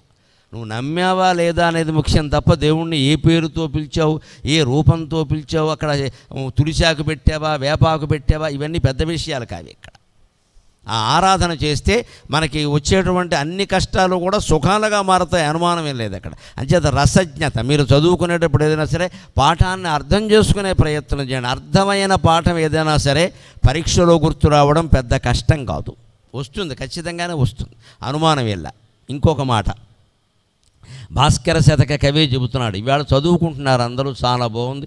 ప్రసిద్ధమైన కళాశాలల్లో చేరారు మీరంతా డిగ్రీలు, ఒక డిగ్రీ ఏం కర్మ 104 డిగ్రీలు చేస్తారు, బీటెక్లు చేస్తారు, ఎంటెక్లు చేస్తారు. కానీ ఇక్కడ ఎవడు ఉంటాడో తెలియదు. కాకినాడలో ఉండడు, చదువుకోగానే కాలిఫోర్నియా వెళ్ళిపోతాడు. అంతా అమెరికా ఆస్ట్రేలియా. మీ వాడు ఏం చేస్తున్నాడు అంటే ఎవరిని అడిగితే మా వాడు జో బైడెన్ని జో కొడుతున్నాడు అంటాడు ఎవడో. ఇక్కడ ఇప్పుడు అమెరికా ఆఫీసులో పనిచేస్తున్నట్ట, ఈయన ఇక్కడ నిద్రపోతున్నాడు, ఈయన పోయినా వాడు వస్తాడో లేదో తెలియదు ఇక్కడికి. ఇది పెద్ద గొప్ప విషయం కాదమ్మా. చిన్నవాళ్ళైనా మీకు నమస్కారం పెట్టి కోరుతున్నా, మీ చదువులు ఈ దేశానికి, ఈ రాష్ట్రానికి, వీలైతే మీరు జన్మించిన ఊరికి ఉపయోగపడేలా ప్రయత్నం చేయండి. ఈ మాటకి స్పందించినందుకే మీకు నేను నమస్కారం చేస్తున్నా. దేశభక్తి అంటే అది. మీ పల్లెటూళ్ళు మీరు గమనించండి, వైద్య సౌకర్యం లేదు, బడి ఉంటుంది, ఉపాధ్యాయులు ఉండరు. ఒక్కో చోట ఉపాధ్యాయులు ఉంటారు, పిల్లలు ఉండరు. ఒక్కో చోట ఇద్దరూ ఉంటారు, ఏ సౌకర్యాలు ఉండవు, మరుగుదొడ్లు కూడా ఉండవు, శుద్ధమొక్క కూడా ఉండదు, అన్నీ వాళ్ళు కొనుక్కోవలసిందే. వీటికి మనం ఏం చేయలేమా? కనీసం ఉద్యోగం వచ్చే వరకు అక్కడ కూర్చొని నలుగురికి ట్యూషన్లు చెప్పలేమా? మన ఊళ్ళో, మన పల్లెటూళ్ళలో, మన ఇంట్లో అరుగు మీద కూర్చుని ఊళ్ళో ఏం చేయలేమా? ఈ మొత్తం చదువు అంతా అమెరికాకి ఆస్ట్రేలియాకా? దానికి భాస్కర శతక కవి సమాధానం చెబుతున్నాడు. బంధుర సద్గుణఢ్యుడు ఒక పట్టున లంపటనుందియున్నా, బంధుర సద్గుణఢ్యుడు ఒక పట్టున లంపటనుందియున్న, దుస్సంధిత లంపడన్యులకు చాలా హితంబొనరించుగాక, శ్రీగంధపు చెక్క రాగిలుచుగాదే శరీరులకు ఉత్సవార్థం, శ్రీగంధపు చెక్క రాగిలుచుగాదే శరీరులకు ఉత్సవార్థమై, గంధముల ఆత్మబుట్ట తరుగంబడియుండుటలెల్ల భాస్కరా, గంధముల ఆత్మబుట్ట తరుగంబడియుండుటలెల్ల భాస్కరా. బంధుర సద్గుణాఢ్యుడు, బాగా చదువుకుని మంచి గుణాలు ఉన్నవాడెవడు, ఒక పట్టున లంపట పొందియున్న, తనకి ఆపద వచ్చినా సరే, దుస్సంధిత లంపడన్యులకు, దాని మీద కక్ష కట్టి మళ్ళీ ఇతరులకు ఆపద చేద్దాం, అపకారం చేద్దామని అనుకోట, ఆ విషయాలు పెద్దగా దృష్టిలో పెట్టుకోట, వీలైనంత వరకు ఊరికి ఉపకారం చేద్దామనే ఆలోచిస్తాట. అందుకోసం గంధపు చెక్కలాగా అరిగిపోతాట. శ్రీగంధపు చెక్క రాగిలుచుగాదే శరీరులకు ఉత్సవార్థమై, గంధముల ఆత్మబుట్ట తరుగన్బడియుండుటలెల్ల భాస్కరా. గంధాన్ని అరగదీస్తారు, ఎప్పుడైనా మీరు గమనించి ఉంటారు. ఇళ్లల్లో తగ్గిపోయిన దేవాలయాల్లో చేస్తున్నారు. ఎప్పటికీ అరిగించిన కొద్దీ ఎక్కువ సుగంధం వస్తుంది. తాను అరిగిపోతూ అరగదీసే వాళ్ళందరికీ సుగంధాన్ని అందిస్తోంది. విద్యార్థి యొక్క కర్తవ్యం, ఈ 140 కోట్ల మంది జనాభా, అందులో 80% మంది పేదలున్న దేశంలో విద్యార్థుల కర్తవ్యం ఏమిటంటే, మనం అరిగిపోయినా ఎదుటి వాళ్ళకి సుగంధాన్ని అందించాలి. నాకు హై ప్రొఫైల్, నాకు తగిన జీతం రాలా అని ఏడుస్తూ కూర్చున్నావు అనుకో, ఉద్యోగం చేయకుండా ఇనుములా తుప్పట్టిపోతావు. ఇనుములా తుప్పట్టిపోవడం కంటే గంధపు చెక్కలా అరిగిపోవడం మంచిది ఖచ్చితంగా. ఆ ఉద్యోగం వచ్చే వరకు మన ప్రజ్ఞను ప్రదర్శించలేమా? మనం మెడిసిన్ చదువుతున్నాం, మన ఊళ్ళో లేని వైద్యం పట్టుకెళ్ళి హైదరాబాద్లో చేయడం ఏంటండి? ఇక్కడ కడపలో ఉండేవాడు కాకినాడ వచ్చేస్తాడు, కాకినాడ వాడేమో హైదరాబాద్ వెళ్ళిపోతాడు, నగరాలకు వెళ్ళిన వాడు నాశనానికి వెళ్ళిపోతున్నారు అక్కడి నుంచి. మన ఊళ్ళన్నీ ఏమైనాయి? మన ఊళ్ళకి ఉపయోగపడేలా చేయాలి ఖచ్చితంగా, లేకపోతే అది ఎందుకు పనికి రాకుండా పోతుంది. అంత గొప్ప పని మీరు చెయ్యాలి. అంత సారవంతమైన విద్య చదవాలంటే ఏం బాగుండాలో తెలుసా? ఈ వయస్సులో దేన్ని మీరు ముఖ్యంగా భావిస్తారో దాని మీదే దృష్టి పెట్టాలి. బాగా స్నేహం. ఈ వయస్సులో మీకు అందరికీ ఉండే మాట స్నేహం. ఏ రోజున లేనటువంటి గ్రీటింగ్స్ అన్నీ ఫ్రెండ్షిప్ డే నాడు ఉంటాయి. ఇంకా నయం, ఈ మధ్య కొంచెం 10 ఏళ్ల బట్టి వాతావరణం మారింది. ఇదివరకైతే అన్నీ లవర్స్ డే నాడే ఉండేవి, ఫిబ్రవరి 14 నాడే ఉండేవి. మొత్తం ఎవ్వడికి తాళి కట్టడం ఇష్టం ఉండదమ్మా. ముఖ్యంగా అమ్మాయిలు జాగ్రత్తగా ఉండాలి. ప్రేమించాననే ప్రతి పెద్ద మనిషి పెళ్లి ప్రస్తావన తేగానే పారిపోతాడు. వాడికి కావలసింది శారీరక అనుభవం, ప్రేమ కాదు, పెళ్లి కాదు. చాలా జాగ్రత్తగా ఉండాలి. మనం మాయలో పడిపోతా ఉంటాయి. ఇక్కడ నేనే కావాలంటున్నాడు, నేనే అంటాడు. 90 ఏళ్ళ ఆవిడని చూపించు, నేనే కావాలంటాడేమో చూద్దాం. ఇక్కడ 90 ఏళ్ళ ఆవిడని చూసి ఆవిడే కావాలంటే అప్పుడు చూద్దాం. ఇక్కడ 90 ఏళ్ళ ఆవిడని ఎవడో 20 ఏళ్ళ అమ్మాయిని ఎందుకు అంటున్నాడు? ఆ మాత్రం తెలియట్లేదా? గుడ్డేళ్ళమా? ఆ మాత్రం తెలియట్లేదా? వయస్సుకు ఆకర్షణ తెలియట్లేదు. ఎలా నమ్మేస్తారండి మాటలు? విచిత్రం. సైబర్ నేరాలు చూస్తుంటే ఎవడో ఫోన్ చేస్తాడు. ఆ ఫేస్ వాడిది కాదు, ఆ బుక్ వాడిది కాదు, ఆ ఫోటో వాడిది కాదు. ఈ అమ్మాయి ప్రేమలో పడిపోతుంది. 64 లక్షలు 24 లక్షలు పంపిస్తున్నారు. అంత సొమ్ము ఎక్కడి నుంచి వచ్చింది తెలియట్లా. పంపిస్తున్నారు మొత్తం వాడు పంపమనగానే. మా అమ్మకి ఆరోగ్యం బాగోలేదు, వీడికి అమ్మ గుర్తొచ్చింది. ఇప్పుడు దానికి భార్య దగ్గర, కాబోయే భార్య దగ్గర వసూలు చేయాలి డబ్బులు. వీళ్ళ అమ్మని వీడు పోషించుకోలేడు. నాటకం అని తెలియట్లా, పంపేస్తారు ఇంట్లో వాళ్ళని మోసం చేసి. ఓ పక్క తండ్రి సంబంధాలు చూస్తున్నాడు. ఇక్కడ చచ్చిపోవాలా వాడు? బాధ్యతగా తండ్రి చెప్పులు అరిగిపోయేలాగా ఇంటింటికి తిరిగి మ్యాట్రిమోనీని కడితే మోసమైపోతుందో మన బాధపడి బంధువులకు చెప్పి, మిత్రులకు చెప్పి, మా అమ్మాయిని ఏదో ఒక 5 చేతుల్లో పెట్టాలంటే బాబు నేను కాస్త ప్రశాంతంగా ఉండాలి, అమ్మాయి జీవితం బాగుండాలి, నానా యాతన పడుతుంటే ఆ తల్లిదండ్రులు. మేము ప్రేమలో పడ్డాం, గోతులో పడ్డాం. ఈ పడ్డం ఏంటి ఇక్కడ? పోనీ పడింది ఏమైనా సక్రమమైందా? ఏం తెలుస్తుంది? ఆ వయసులో ఆకర్షణ తప్పితే ఇంకేం తెలీదు. అందుకే ఇక్కడ ఉన్నప్పుడే, విద్యార్థి దశలో ఉన్నప్పుడే మగపిల్లలైనా సరే మగపిల్లాడితో స్నేహం చేసినా జాగ్రత్తగానే ఉండాలి. ఆడపిల్లతో స్నేహం చేసినా జాగ్రత్తగానే ఉండాలి. ఇక మగాడితో చేస్తే చేయకూడదని వేరే చెప్పక్కల. ఆ స్నేహాలు ఎలా ఉండాలో చెబుతున్నాడు భాస్కర శతకకర్త.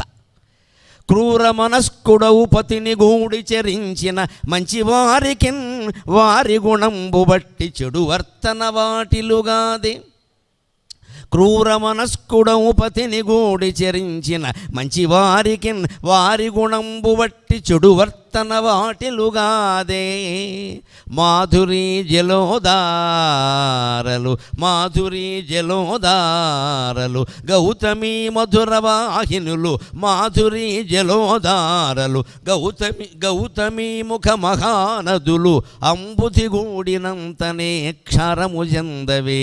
అంబుధి గూడినంతనే క్షరము జందవే. మొదలి కట్టడలన్నీయు తప్పి భాస్కరా. మన కళ్ళ ముందుండే గోదావరి అనేది ఉదాహరణగా చెబుతున్నాడు మారద వెంకయ్య. 500 ఏళ్ల క్రితం చెప్పిన పద్యం ఇప్పుడు ఎంత ఉపయోగపడుతుందో తెలిస్తే తెలుగు సాహిత్యం ఎంత గొప్పదో, నిన్న జరుపుకున్న తెలుగు భాషా దినోత్సవం ఎంత గొప్పదో అర్థమవుతుంది. నిన్నటి సభలో కూడా మాన్యశ్రీ ముఖ్యమంత్రి ఒక మంచి మాట మాట్లాడారు. ఇవాళ పత్రికలో చూసి నేను ఆనందించా. జీతం కోసం ఇంగ్లీష్ చదువుకోండి, జీవితం కోసం మాత్రం తెలుగే చదవండి అన్నాడు. నిజంగా అంతే. ఇంగ్లీషు మనకు ఉద్యోగం ఇవ్వచ్చమ్మా, ఆ ఉద్యోగం ఎలా నిలబెట్టుకోవాలో తెలుగు చెబుతుంది, ఇంగ్లీష్ చెప్పదు. ఈ పద్యాల ద్వారా తెలుస్తుంది ఉద్యోగం ఎలా నిలబెట్టుకోవాలి, ఉద్యోగంలో చేరాం ఎలా నిలబెట్టుకోవాలి, అసలు ఎవరితో స్నేహం చేయాలి. క్రూర మనస్కుడవు పతిని గూడి జరించిన, చెడ్డ మనస్తత్వం ఉన్న వాళ్ళతో మనం కలిసి తిరిగితే మంచివారికి వారి గుణంబు బట్టి చెడు వర్తన వాటిలుగాదే. మంచివాళ్ళు కూడా చెడిపోతారు, అది అనుభవంలో కూడా ఉంటుంది. ఇవాళ చెడు ప్రవర్తన గురించి ప్రత్యేకించి చెప్పక్కల్లా. అసలు ఈ డ్రింకింగ్ అలవాటు లేని వాళ్ళు కనపట్లేదు ఎక్కడ. విద్యార్థుల్లోనే 10వ తరగతి కుర్రాడు పార్టీ ఇస్తే అందులో డ్రింకింగ్ ఎంత దారుణం. పైగా తల్లిదండ్రులు ఎలా అయిపోయారు అంటే ఈ రోజుల్లో మామూలే కదండి. మామూలు ఏమిటమ్మా, గోమ్మె కొట్టేక మామూలా? నియంత్రిస్తే ఆగదా? ఏమవుతుంది? నేను చచ్చిపోతే పోనీ, ఇటువంటి వ్యధ ఉండడం కంటే పోవడమే మంచిది. పోతే 10 రోజులు ఏడుస్తామండి, ఉంటే జీవితాంతం ఏడవాలి. ఈ తెగింపు తల్లిదండ్రులు లేదు. ఏదో పిల్లలకు కొంచెం బాగుండదు కదండి, వాళ్ళ మనోభావం ఏమిటమ్మా? మనోభావాలు బొడ్డోడని వాడికి మనోభావాలా? వాడు ఏదంటే చేయడమే.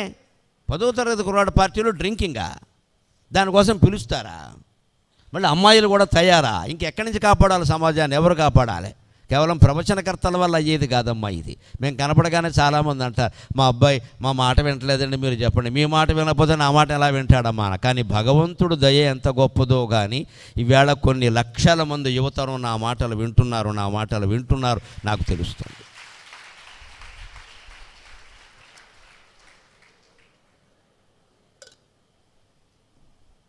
అది ఎలా జరిగింది అంటే నా ప్రతిభ కాదు. నాకు చాలామంది తల్లిదండ్రులు పిల్లలు దెబ్బతింటున్నారండి, మా మాట వింటలేదంటే నేను మా ఇంట్లో అమ్మవారి దగ్గర మొత్తుకున్నా, అమ్మ వాళ్ళకి నా మాట వినేటువంటి వినయం ఇయ్యవమ్మా అని మా అమ్మవారి దగ్గర మొత్తుకున్నా. ఆవిడ ఇచ్చిన శక్తి వల్ల ఇవాళ యువతరం అంతా గరికిపాటి అనేసరికి జై. నేను ఆశ్చర్యపోతున్నా, ఇంత శక్తి ఎక్కడి నుంచి వచ్చింది మనకని. ఇప్పుడు నేను చెప్పేది ఏమన్నా సినిమా కబుర్లు ఏమైనా చెప్పానా, క్రికెట్ కబుర్లు ఏమైనా చెప్పానా, భాస్కర శతకం పద్యాలు చెబుతున్నాను. నేను ఎక్కడో హైదరాబాద్లో సమావేశం అయితే గాయత్రీ తత్వం చెప్పు. మొత్తం గాయత్రి మంత్రం 24 అక్షరాలు, అర్థం, యజ్ఞోపవేతం.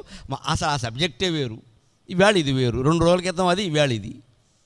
పూర్తిగా ఆధ్యాత్మిక విషయాలు మాట్లాడుతూ మధ్యలో లౌకిక విషయాలు జోడించినంత మాత్రాన్ని ఇంతమంది ఆకర్షితులవుతున్నారంటే మనిషి కృషి వల్ల జరగదండి, అది భగవద్ అనుగ్రహం వల్ల జరుగుతుంది.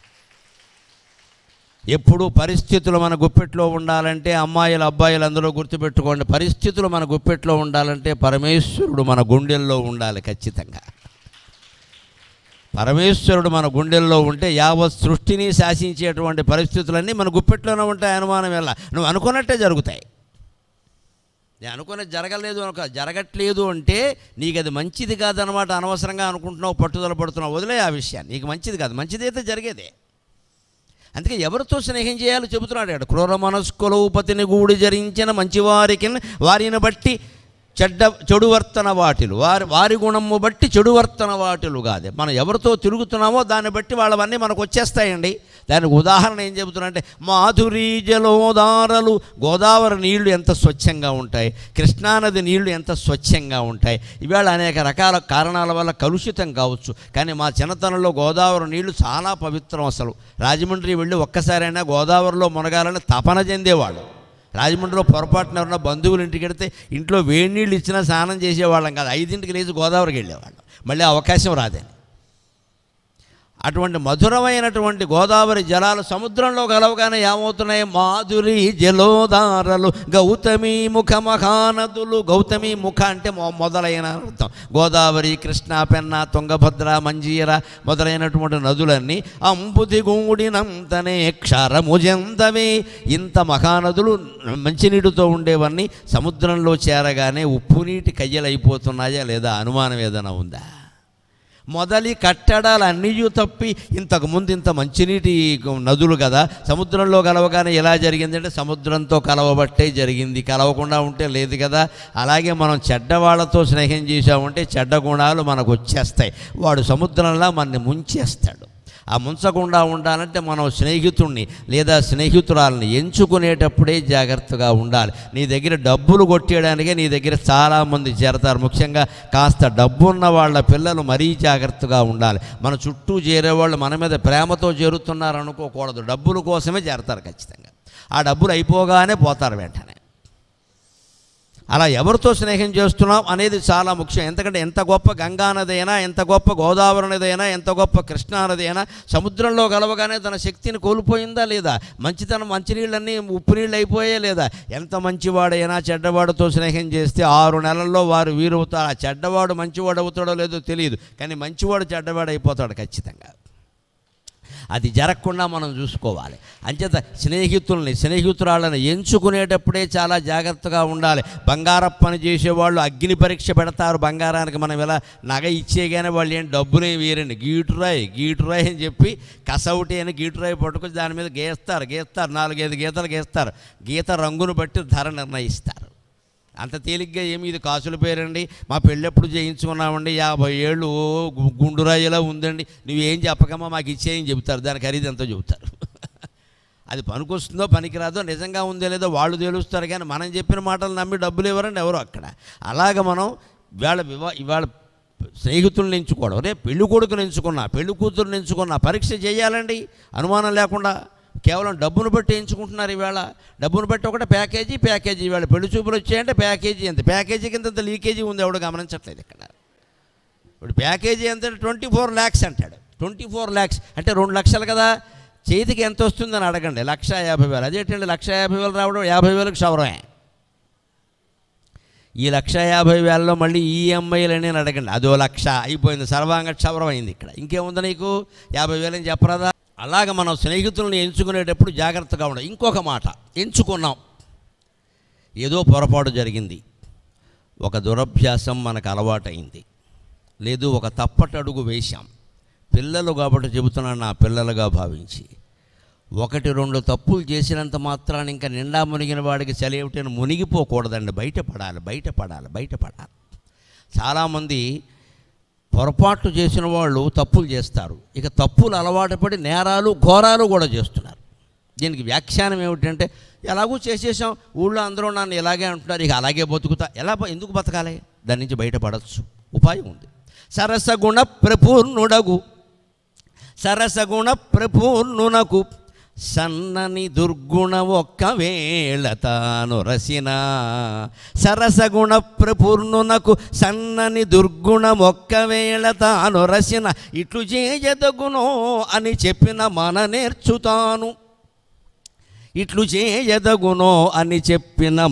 నేర్చుతాను. బురద ఒకించుకంత తము పొందిన వేళల చిల్లవిత్తుపై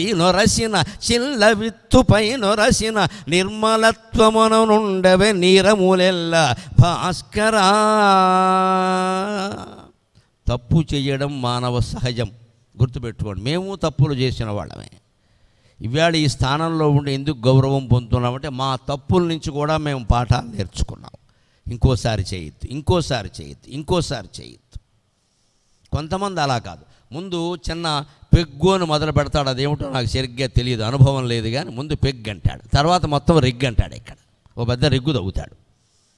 ఏమిటోనండి, మొదటే జాగ్రత్త లేదు, ఇప్పుడు కూడా జాగ్రత్త పడవచ్చు, ఎప్పుడైనా మానేయచ్చు. దానికి ఉదాహరణ చెబుతున్నాడు ఇక్కడ.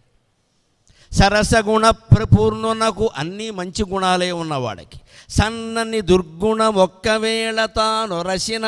ఒక దురభ్యాసం ఏదో అలవాటైంది అనుకుందాం, ఓ సిగరెట్లు కావచ్చు, తాగుడు కావచ్చు, మరొకటి కావచ్చు. అసలు అన్నిటికంటే గొప్ప దురభ్యాసం ఏమిటో చెప్పనా నేను? ఆలస్యంకి మనుష్యాణం శరీరస్థో మహాన్ రిపుః. బద్ధకాన్ని మించిన దుర్వ్యసనం వేరే ఎక్కడా లేదండి. అసలు అది ఉన్నవాళ్ళు ముందు అది పోగొట్టుకోవాలి. విద్యార్థి దశలో పెద్ద దుర్వ్యసనం, తాగుండు మించి, డ్రగ్స్ను మించి, సిగరెట్లను మించి, అన్నిటిని మించి దుర్వ్యసనం ఏమిటంటే బద్ధకం. ఎప్పటి పని అప్పుడు చేయకపోవడం, తర్వాత చేద్దాం. ఇది మహావ్యాధి. బద్ధకం కనుక లేకపోతే ప్రతి మనిషి దేవేంద్రుడంత గొప్పవాడు అవుతాడు, ప్రతి మనిషి ఋషి అవుతాడు. మనిషిని ఋషి కానియకుండా చేస్తున్నది ఏమిటంటే బద్ధకమే. వాయిదా, ప్రతిదీ వాయిదా. ఆ వాయిదాలు వేయకుండా చేయగలగాలి ఖచ్చితంగా. అందుకోసం చెబుతున్నాడు ఇక్కడ, మంచి గుణాలన్నీ ఉన్నవాడికి ఒకవేళ ఏదైనా ఒక సన్నని దుర్గుణం ఒక్కవేళ తాను రసిన, ఒకవేళ వచ్చినప్పటికీ ఇట్లు చేయదగునోయని చెప్పిన మాన నేర్చుతాను. ఏమయ్యా ఇలా చేయడం పద్ధతేనా, ఏమిటయ్యా అలా చేస్తున్నావు అని కాస్త హితోపదేశం ఎవరైనా తల్లో తండ్రో గురువో ఎవరైనా చేస్తే మానుకుంటాడు. అంటే మన బుద్ధి ఎలా ఉండాలంటే, ఎవరైనా మంచి మాటలు చెప్తే వినేలా ఉండాలి. పొరపాటు జరగచ్చు, ఎవరి చేతిలోనే జరుగుతాయి. తప్పులు చేయడం మానవ సహజం. చేసిన తప్పు దిద్దుకోవడం మహాత్ముల లక్షణం. తప్పు చేసి చేయలేదని వారించడం మూర్ఖత్వం. తాను చేసిన తప్పును ఎదుటివాది మీద రుద్దేయడం రాజకీయం. ఆ స్థితిలోకి వెళ్ళకూడదు. అక్కడికి అంత దుర్మార్గం మనం కాకూడదు. తప్పు చేయడం మానవ సహజం, చేస్తాం. కానీ ఆ తర్వాత దశలో ఏమిటంటే చేసిన తప్పు దిద్దుకోవడం మహాత్మ లక్షణం. మీరు గాంధీ గారి ఆత్మకథ చదవండి. ఆయన విద్యార్థి దశలో ఏమీ గొప్పవాడు కాదు. ఆయనే చెప్పిన, నా రాత బాగుండదు, నాకు మార్కులంతా వచ్చేవి కాదు, నేను చాలా సామాన్యమైన వ్యక్తిని అన్నాడు. మరి ఏమండి, బొసినవ్వుల మొలక బొడితలలో పిలక కలిసి ఏదో పలుక కదిలాయి లోకాలు అని రాసినట్టుగా ఉప్పు సత్యాగ్రహంలో ఇంత ఉప్పు తీసుకుని, సముద్రపు నీటి ఉప్పుతో నిండిన ఇసుక తీసుకుని ఆయన గుప్పిడి పైకెత్తగానే గుప్పని లేచిన ఉద్యమాగ్ని. కొన్ని కోట్ల మంది ఆయన వెనకాల వెళ్ళారే. చదువులో అంత బలహీనంగా ఉండేవాడు దేశానికి ఇంత నాయకుడు ఎలా కాగలిగాడండి? ఆత్మవిశ్వాసం, స్థిరమైన సంకల్పం కారణంగా. అది విద్యార్థులు గ్రహించాలి ఖచ్చితంగా. ఆత్మవిశ్వాసం ఉండాలి. నన్ను అడిగితే ఒక ఆధ్యాత్మికవేత్తగానే చెబుతున్నా, దేవుడి మీద మనకుండే విశ్వాసం కంటే కూడా ఆత్మవిశ్వాసమే చాలా గొప్పది. నిన్ను నువ్వు నమ్మనప్పుడు నువ్వు దేవుణ్ణి కూడా నమ్మలేవు. అనుమానం వేళ నువ్వేం చేయగలవు, ఏం చేయలేవు, నీలో మంచి ఏమిటి, చెడ్డ ఏమిటి అన్నీ నువ్వే చూసుకోవచ్చు. ఖచ్చితంగా ఒంటరిగా ఉన్నప్పుడు కాస్త మన మనస్సులోకి మనం లోపలికి వెడితే అన్నీ అద్దం మీద కనిపించినట్టు తెరిచిన పుస్తకంలా కనిపించేస్తూ ఉంటాయి, మార్చుకోవచ్చు. అందుకే చెబుతున్నాడు, ఏమయ్యా ఆయనకు ఒక ఉపదేశం చేస్తే మానుకుంటాడు కదా. దానికి ఉదాహరణ ఏమిటో తెలుసా? వర్షకాలం చెప్పుకోవలసిన మాట. ఇప్పుడు నీటి కుళాయిలు, బిందులు వచ్చాక మనకు అర్థం కావట్లా. పూర్వం కాలవల నుంచి, చెరువుల నుంచి నీళ్లు తెచ్చుకున్నప్పుడు బురదగా ఉండేవి నీళ్లు. వర్షకాలం ఎలా ఉంటాయి? కొత్త నీరు కదా, బురదగా ఉంటుంది. మరి ఆ బురద నీళ్ళు ఎలా తాగుతారండి? ఇంటికి రాగానే ఏం చేసేవారు? ఇండుపుకాయ అని ఉంటుంది, ఒక గింజ, చిల్ల గింజ అంటారు దాన్ని, ఇండుపుకాయ అంటారు. అది చిన్నది, చాలా ఖరీదు కూడా చాలా తక్కువ. ఆ ఇండుపుకాయ బిందులో వేసేవారు. విచిత్రంగా అరగంటకి మట్టి అంతా కిందకి వెళ్ళిపోయి స్వచ్ఛమైన నీరు పైకి తీరేది. ₹1 ఖర్చు లేని భారతీయ వైద్య విధానం అమ్మ ఇది. ₹1 ఖర్చు లేదు. ఇవాళ అదే ఆక్వా ఫ్రెష్ ROTO పెడితే ఎన్ని వేల రూపాయలు అయిపోతున్నాయో అందరికీ తెలుసు. ముందు ఇది 25,000 అండి కొనమంటాడు, 3 నెలలు అయ్యాక కొత్త రకం వచ్చింది మళ్ళీ కొనమంటాడు, అది 50,000. ఇప్పుడు అదే ఎవడు కొనాలి? తర్వాత ఫిల్టర్ మార్చాలంటాడు, వీడిని మార్చే వరకు మొత్తం అన్నీ మారుస్తూనే ఉండాలి. ఇక్కడ నీళ్లు, బురదైన నీళ్లు కాలుష్యం లేకుండా మంచినీళ్ళు చేసుకోవడానికి ఇవాళ నెలకి ₹10,000 ఖర్చు అవుతుందమ్మా. నెలకి ₹10,000. ఇన్నున్నా దాని మీద నమ్మకం లేదు మనకి. వాటర్ బాటిలే ఇవాళ పత్రికల్లో వచ్చింది, మీరు చూస్తున్నారు. ఇప్పుడు ప్రపంచంలో అమెరికా విద్యార్థులు వాటర్ బాటిల్లో వాటర్ మేము తాగమంటున్నారు. ఎందుకంటే ఇప్పుడు కాదు, 2 ఏళ్ల తర్వాత రోగాలు వస్తాయి. దాంట్లో మాకు నమ్మకం లేదు ఈ నీటి మీద అని చెబుతున్నారు. మరి ఏ నీటి మీద నమ్మకం లేకపోతే, ఏ పంట మీద నమ్మకం లేకపోతే, ఏ గాలి మీద నమ్మకం లేకపోతే ఎలా బతకాలి మనిషి? దీనికి సమాధానమే తెలుగు సాహిత్యం. మొత్తం అన్నీ కల్తీ అవ్వడానికి కారణం ఏమిటో తెలుసా? మనిషి మనస్సు కల్తీ అయింది, అందువల్ల కల్తీ అవుతున్నాయి పదార్థాలన్నీ. లేకపోతే కల్తీ కాబట్టి మనిషి మనస్సు కల్తీ అయింది, అందువల్ల కల్తీ అవుతున్నాయి. ఆ సరుకు తయారు చేసేవాడు స్వచ్ఛంగా ఉంటే, పంపిణీ చేసేవాడు స్వచ్ఛంగా ఉంటే, దాన్ని అమ్ముకునేవాడు నాకు తగిన లాభం వస్తే చాలు కదా, కోట్ల కొద్దీ లాభం నాకెందుకన్నా ధోరణిలో ఉంటే బాగానే ఉంటుంది కదా. రేపు మీరందరూ ఉద్యోగాలు చేస్తారు, వ్యాపారాలు చేస్తారు, తగినంత లాభం వేసుకోండి, తప్పులేదు. కానీ సరుకు కల్తీ చేయకండి. అదే సరుకు నిజాయితీగా అందించాలి అని ఉండాలి. అలాగే పూర్వం కనిపెట్టిన విధానం ఏమిటంటే, ఇండుపు చెట్లు పెంచి ఎక్కడైనా ఉంటే మనం పెంచక్కల, ఇండుపుగా తీసుకొచ్చి బిందెడు నీళ్లలో 1 కాయ వేస్తే అరగంటకి మొత్తం మట్టి అంతా కిందికి దిగిపోయి స్వచ్ఛంగా పైన హాయిగా తేరుకునేవి. ఆ పై నీళ్లు తీసుకుని తాగేవాళ్ళం, అడుగువేవో ఇంకా అట్టడుక్కి మిగిలిపోతే అవతల పారబోసేవాళ్ళం కొద్దిగా అంతే. అలాగా చిల్లగింజ వేసి అందులో వెయ్యగానే బురద నీరంతా తన స్వభావాన్ని మార్చుకుని మంచినీరు అయింది కదా. మంచివాడైన వాడు తన స్వభావాన్ని మార్చుకుని మంచివాడు కాలేడా? ఒక్క దుర్గుణం ఉన్నంత మాత్రాన దుర్మార్గుల్లో కలిసిపోవాలా అంటున్నాడమ్మా. మనిషి మారడానికి 99 ఏళ్ల వరకు అవకాశం ఉంది. శిశుపాలుణ్ణి శ్రీకృష్ణుడు సంహరించాడు. ఎప్పుడు? 100 తప్పులు చేసే వరకు క్షమిస్తానన్నాడు. 99వ తప్పు దగ్గర ఆపేసినా వాడు బతికేవాడు. కానీ వాడెంత వీరాగ్రేసర చక్రవర్తి అంటే, కృష్ణుడు ఒకవేళ చంపడేమో అని 100 కాదు 108 తిట్లు తిట్టాడు ఈయన. అష్టోత్తర శతం అనేది అప్పటి నుంచే వచ్చింది మనకు ఆచారం.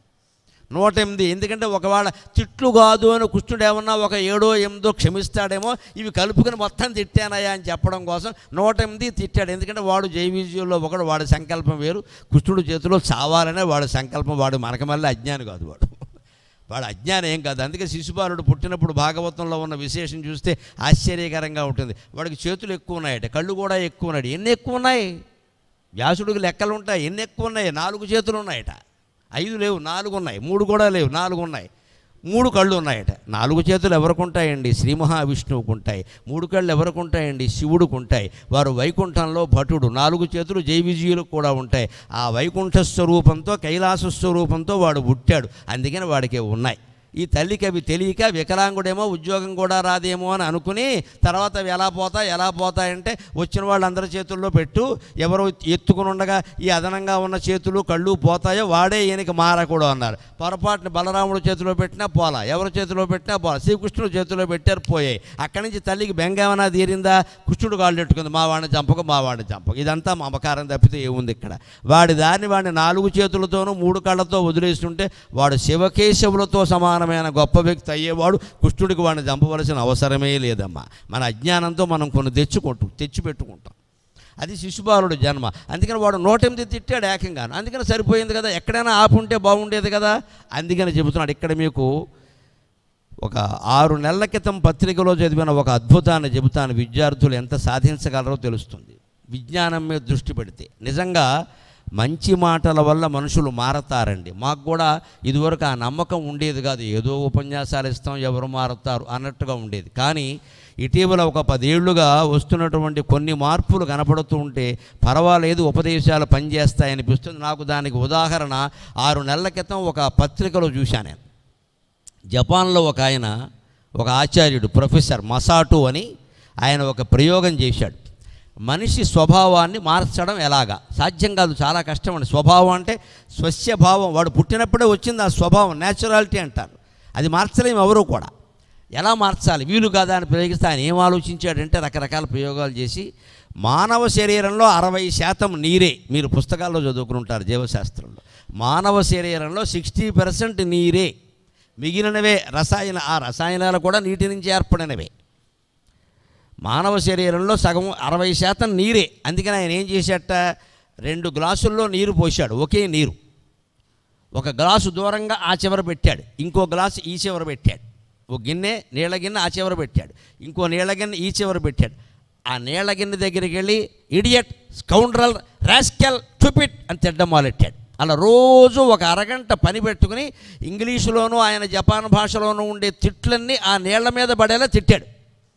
ఇక్కడికి వచ్చి కౌసల్య సుప్రజా రామ పూర్వా సంధ్యా ప్రవర్తతే ఉత్తిష్టన రశార్దూలా కర్తవ్యం దైవమాన్నికం తవ సుప్రభాతమరవిందలోచనే భవతు ప్రసన్నముఖచంద్రమండలే విధిశంకరేంద్రవనితాభిరర్చితే వృషశైలనాథ దయితే దయానిధే అని సుప్రభాతాలు, సూక్తులు, శ్లోకాలు చదవడం మొదలెట్టాడు. జపాన్ భాషలో ఉండేవి. ప్రతిరోజు ఒక అరగంట చొప్పున అక్కడ తిట్లు, ఇక్కడేమో సుప్రభాతాలు, సూక్తులు. ప్రయోగం అంటే ఏదండి, విదేశీయుల నుంచి నేర్చుకోవాలి. మనం ఏం చేస్తూ ఉంటామంటే ప్రయోగాలు చేయమంటే మీకు అందరికీ తెలుసుగా, ఇంటర్మీడియట్లో చేసిన పనే కదా. బాట్నీ రికార్డు రాయమ్మా అంటే అక్క పేరు తీసి రాసేసి చెల్లి పెట్టేస్తుంది అంతే. అక్క రికార్డు అది. ఈవిడేం సొంతంగా ఆకులే అన్నీ అదే పేరు రాసేసి 30కి 30 వేసేయడానికి మన వాళ్ళు సిద్ధంగా ఉన్నారుగా. ఏం లేకుండా 30కి 30.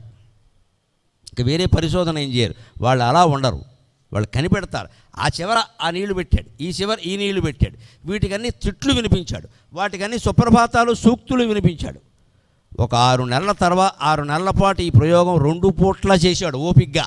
తర్వాత ఏం చేశాడంటే ఆ నీటిని గడ్డకట్టేలా చేశాడు, ఈ నీటిని గడ్డకట్టేలా చేశాడు ఫ్రిడ్జ్లో పెట్టి. ఆశ్చర్యంగా ఏం జరిగిందో తెలుసా, ఈ సుప్రభాతాలు, సూక్తులు వినిపించిన చోట మంచు గడ్డలుగా మారింది. కానీ మంచి మన మిఠాయి ఉండలు తయారు చేసేటప్పుడు పూసల్లాగా, ముత్యాల దండలో పూసల్లాగా, చాలా అందమైన పూసల్లా, ఐస్ క్యూబ్స్ అంటామే మనం, మంచు క్యూబ్స్, అవి చాలా అందంగా వరుసలో ఒక క్రమంగా ఏర్పడ్డాయి సుప్రభాతాలు, సూక్తులు వినిపించిన చోట.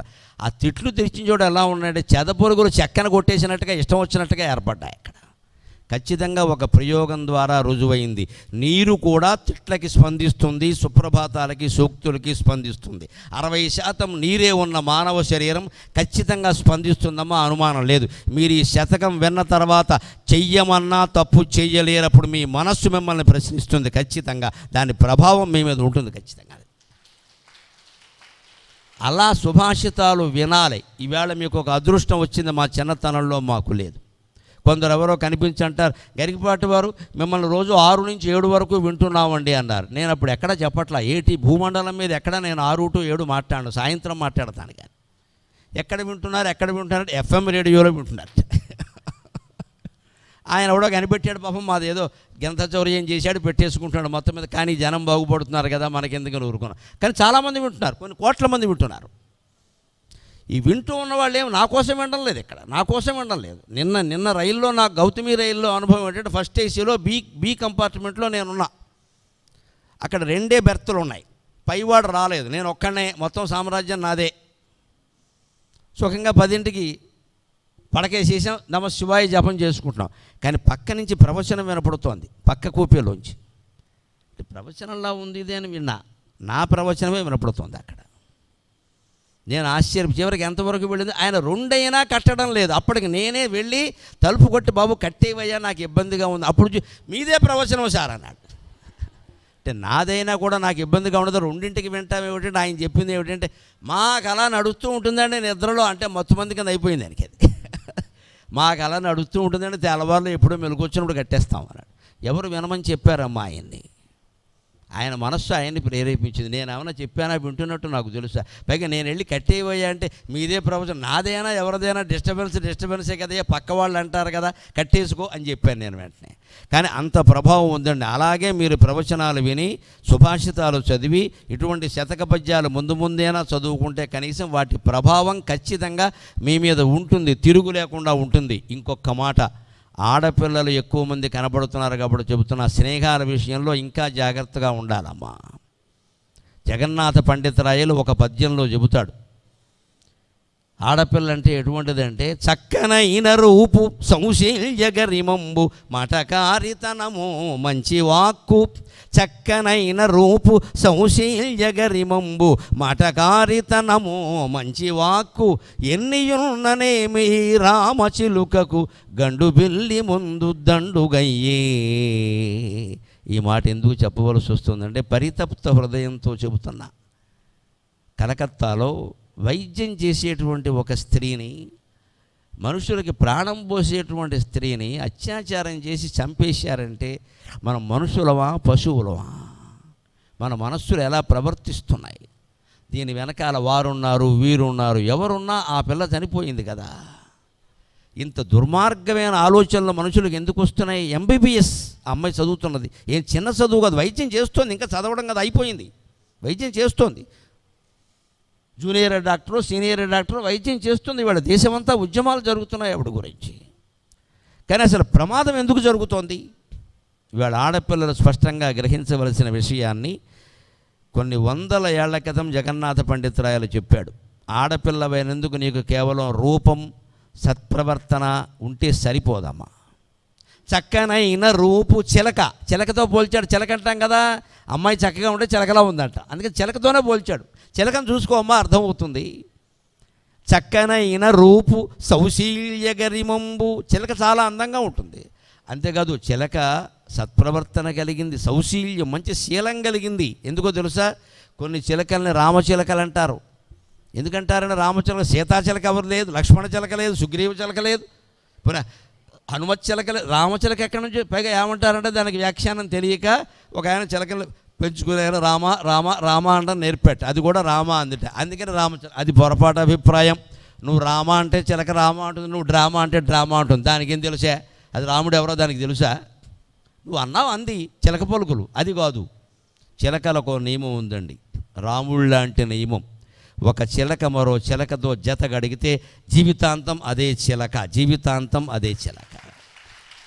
అది రామచిలక అనడానికి కారణం. చిలకల్లో ఒక జాతి, పక్షులన్నీ సాధారణంగా ఇలాగే ఉంటాయి, అందులో చిలకలు ప్రత్యేకం, అందులో ఒక జాతి చిలకలు ప్రత్యేకం.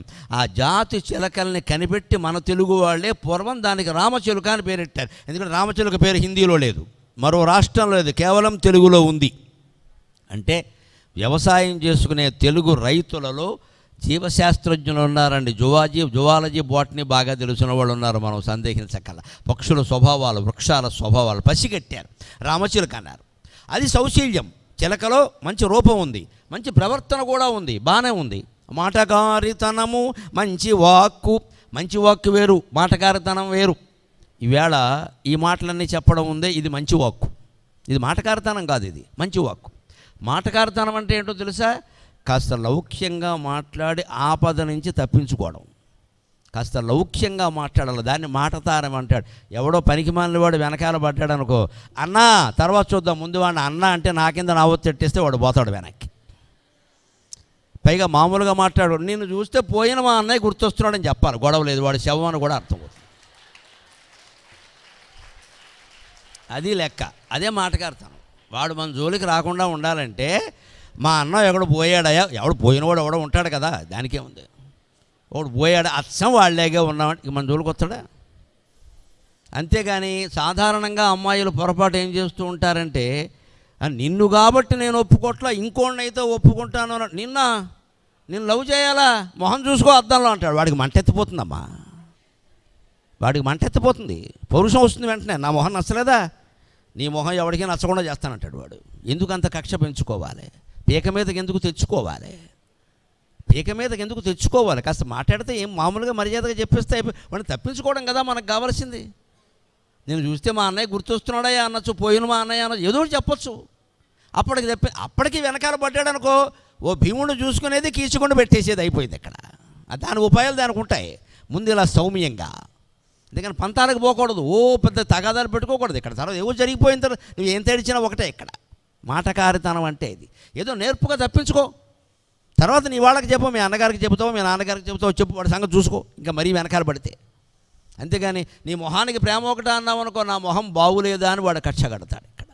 ఓ నా మొహం బాగులేదు కాబట్టి నన్ను ఒప్పుకోవట్లా, అంతేగాని ఈ అమ్మాయి అలాంటిదే అనే అభిప్రాయానికి వస్తాడు. అసలు ఆ అమ్మాయి అలాంటిది కాదు అనే అభిప్రాయం మనం కలిగించాలి ఖచ్చితంగా. నాకు ఆ ఉద్దేశం లేదు, నేను చదువు కోసం వచ్చా, చదువుకుంటా.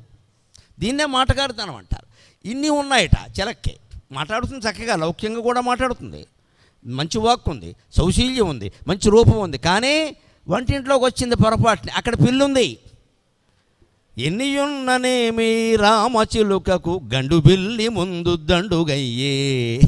ఒక్కసారి ఆ చిలక నెమ్మదిగా ఎలా మెల్లగా వచ్చి ఆ గుటుక్కుమని మింగేసింది. దానికి నీ అందం కావాలా, దాని రూపం కావాలా, సత్ప్రవర్తన కావాలా, మాటకారితనం కావాలా, దానికి మాంసం కావాలి, వేరే అక్కర్లా.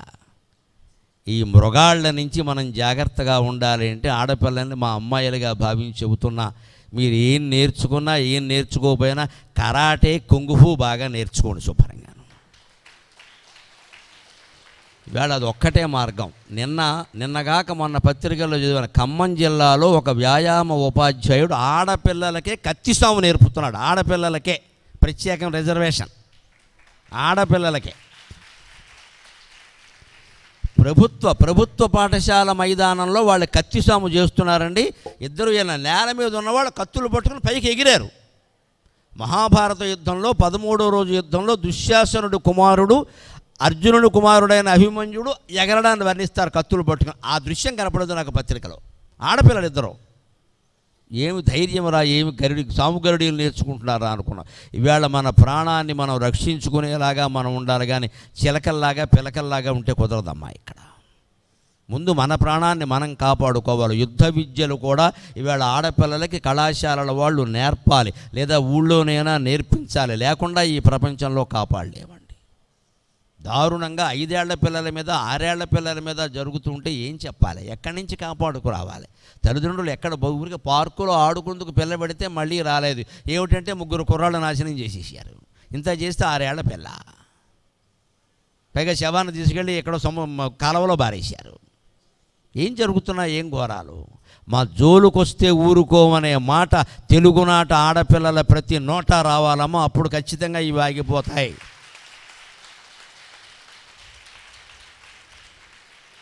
మనం వాడి జోలికి వెళ్ళం, సాధ్యమైనంత వరకు సౌమ్యంగానే తప్పుకుంటాం. కాదు అని వస్తే ద్రౌపది లాంటి ఉపాయమే పని కీచకుణ్ణి వేసినట్టు వేసేయాలి. అది ఖచ్చితంగా అన్ని పత్రికల్లో రావాలి, టీవీల్లో రావాలి, అప్పుడే జరగకుండా ఉంటాయి. ఒక సౌమ్యంగా మాట్లాడితే కుదిరే పని కాదు. పలుచని నీచమానవుడు పాటిదలంపక నిష్ఠురోక్తులను బలికిన పలుచని నీచమానవుడు పాటిదలంపక నిష్ఠురోక్తులన్ పలుకుచునుండుగాని మతిభాసురుడైన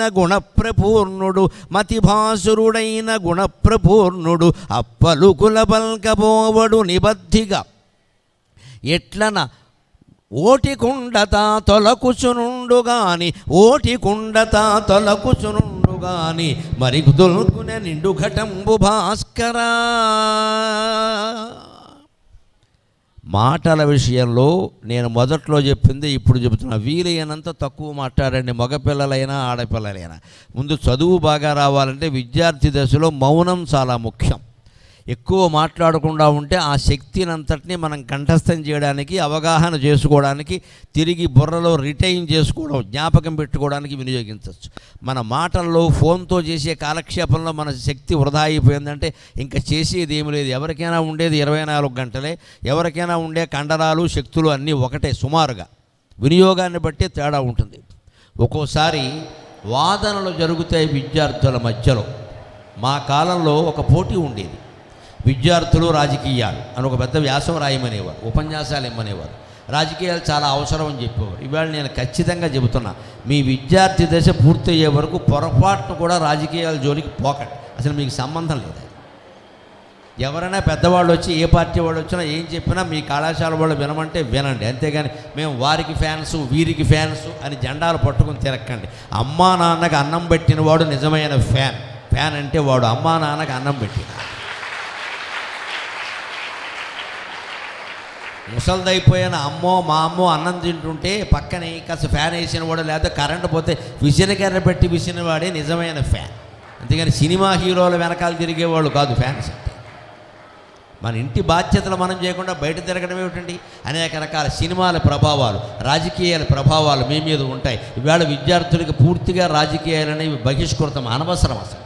ఇవాళ రాజకీయాలు మీరు మేము ప్రవేశించలేకే ఇలా ఉన్నామమ్మ మాటి మాటలు చెప్పుకుంటూ. ఇంత ఇమేజ్ ఉన్నా మేము అందులో ప్రవేశించాం. ఎందుకంటే వెంటనే ప్రవేశించగానే ముందు నిందలే వస్తాయి. ఇందుకోసమే చేసాడు ఇంతకాలం అంటారు. ఎందుకు వచ్చిన గొడవ ఇది? ఇవాళ పార్టీలతో సంబంధం లేకుండా, కులాలతో మతాలతో కూడా సంబంధం లేకుండా నన్ను అందరూ గౌరవిస్తూ ఉంటే ఎందులోనో చేరి కొంతమందిని దూరం చేసుకునే అవసరం నాకేముందండి? ఇక్కడ నాకేం పని? ఇది ఈ విజ్ఞత కలిగిన నిర్ణయం తీసుకుని మీరు రాజకీయాల జోలికి వెళ్లకుండా ఉండాలంటే రాజకీయ పరిణామాలు ఎలా జరిగినా ఏమైనా మీరు వాటిని చర్చించొద్దు. ఏవో క్యాంటీన్లోనో కాఫీ తాగేటప్పుడో బయటకు వచ్చినప్పుడో బస్సులో పెడుతున్నప్పుడో వస్తున్నప్పుడో ఏవో అంటారు, అవి విని ఊరుకోండి. ఎందుకంటే పలుచని హీనమానవుడు పాటిదలింపక నిష్ఠురొక్తులన్ పలుకుచునుండుగాని చౌకబారు మనుషులు ఏవో వ్యాఖ్యానాలు చేస్తూ ఉంటారు. అంతేకాదు వాడు సున్నితమైన మనస్తత్వం కాబట్టి మీకు ఓ మాట చెబుతున్నా. మీరు ఏదో ఫేస్బుక్లో ఓ పోస్ట్ పెడతారు, లేకపోతే ఓ ఫోటో పెడతారు. వాళ్ళది ఒక సరదా అయింది కదా, ఫోటోలు పెట్టకూడదు, వ్యక్తిగత వివరాలు ఎప్పుడూ పెట్టకూడదు. కానీ మనం పెడతాం. పెట్టగానే కింద ఒకటి కామెంట్ ఏం చేస్తారో తెలుసా? ఈ ముఖం వేసుకుని నీకు పెళ్ళి ఎలా అవుతుంది అంటాడు వాడు. వెంటనే మనం నిర్వీర్యం అయిపోయాం ఇక్కడ. ఆ ఫోటో పెట్టడమే ఇక్కడ దానికి లైక్స్ బాగా ఆలోచిస్తూ ఉంటాం. ఇక్కడ లైక్స్ 10 వస్తాయి, ఒకడెవడో డిస్లైక్ చేస్తూ ఓ కామెంట్ పెడతాడు, ఇక మంచం ఎక్కేస్తాం మనం ఇక్కడ. అప్పుడు ఆలోచించాల్సిన విధానం ఏమిటంటే, హీనులైన వాళ్ళు, నీచులైన వాళ్ళు ఏదో ఒకటి మాట్లాడతారు. అవన్నీ మనం పెద్ద పట్టించుకోవలసిన పనిలే. వాడి అభిప్రాయం మనకు అవసరమా? మన అందానికి వాడు సర్టిఫికెట్ ఇవ్వాలా? మన చదువుకు వాడు సర్టిఫికెట్ ఇవ్వాలా? మీరు క్లాసులో ఫస్ట్ ర్యాంక్ సాధించినా సరే దాన్ని ఫేస్బుక్లో పెట్టకండి అమ్మ. ఇంటికి వెళ్ళి మీ అమ్మగారు, మీ నాన్నగారితో, మీ అన్నదమ్ములతో, మీ అప్పచెల్లెలతో, మీ బంధుమిత్రులతో మీరు ఆనందాన్ని పంచుకోండి. ఫేస్బుక్లో పెట్టకండి దాన్ని. ఇవాళ చాలా చేస్తున్న పెద్ద తప్పే ఇది. ఇంకో పెద్ద తప్పు ఏమిటో తెలుసా? నిన్న పేపర్లో చూసి ఆశ్చర్యపోయాయి. సైబర్ నేరాలకు కారణాలు. మనం ఏం చేస్తూ ఉంటాం? నా పుట్టినరోజు అని డేట్ పెట్టేస్తాం. అక్కడ అందరూ శుభాకాంక్షలు చెబుతారని ఆ పుట్టినరోజులో ఒక అంకెని, నెల అంకెనో సంవత్సరం అంకెనో మన బ్యాంక్ అకౌంట్కి పాస్వర్డ్ కింద పెట్టుకుంటారు కొంతమంది. అయిపోయింది, నీ పుట్టినరోజు ద్వారా అది తెలిసింది. వాడు అది నొక్కాడు, మొత్తం 10 లక్షలు గోకేశాడు. నీ పుట్టినరోజు లోకానందరికీ తెలవాళ్ళకి నువ్వేనా మహాత్మా గాంధీవా? నాకు అర్థం కాదు. ఇక్కడ అంబేద్కర్వా? ఏం నీ పుట్టినరోజు ఇక్కడ గొప్ప? నీ పుట్టినరోజు ఫలానా, నా పుట్టినరోజుకి ఎంతమంది వచ్చారు? ఇవన్నీ ఫేస్బుక్లో పెట్టకూడదండి. ఇంత పబ్లిసిటీ పిచ్చి ఉండకూడదు.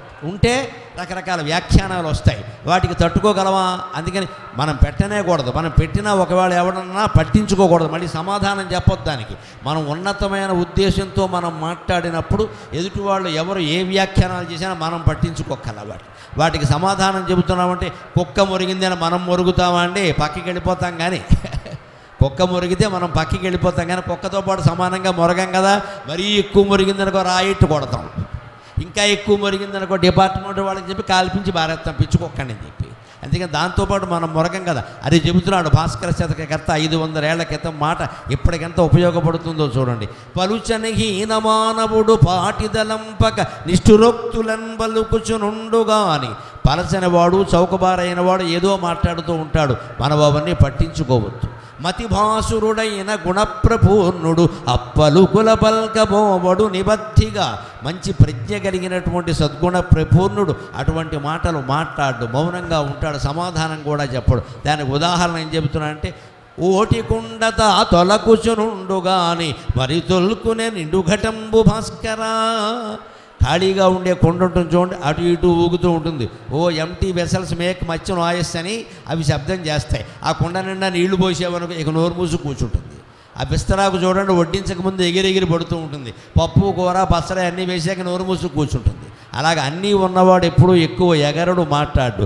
ఏమీ లేనివాడే మాట్లాడుతూ ఉంటాడు. అలాగ మాటలు అనవసరమైన వ్యాఖ్యానాలు, ఫోన్లో పెట్టడాలు ఇవన్నీ కనుక తగ్గించుకున్నట్టయితే హాయిగా ఉండగలుగుతాం. చివరిగా ఒక్క మాట చెప్తా, ఆ తర్వాత మీరు అడిగే ప్రశ్నలు అడుగుదురు. కానీ మన సంప్రదాయంలో ఒక నమ్మకం ఉంది, అది ఈ మధ్యన సైంటిఫిక్గా రుజువైంది. మన నమ్మకం మీ పెద్దవాళ్ళు మీకు చెబుతారు. ఏమిటో తెలుసా?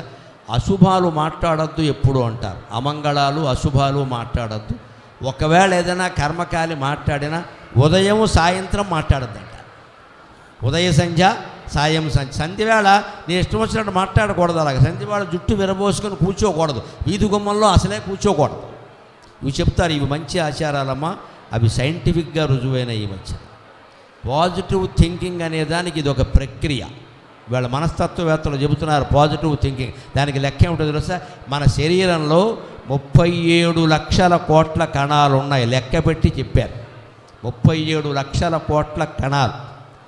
ఈ మొత్తం కణాలన్నీ కూడా నువ్వు ఏం చెబితే అవి వింటాయి.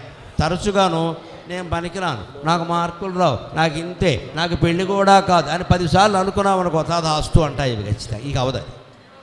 అన్ని కణాలు అలా అలవాటు పడిపోయి నేను చేయగలను, నేను ఎందుకు చేయలేను, వాళ్ళు చేశారు నేను ఎందుకు చేయలేను, నేను మాత్రం చేయలేనా, నేను ప్రయత్నిస్తా అని నీ కణాలను నువ్వే ఉత్సాహపరుచుకుని ఉత్తేజపరిచేలా చేస్తే ఖచ్చితంగా శరీరంలో ఉండే లక్షల కోట్ల కణాలు నీకు సహకరిస్తాయి.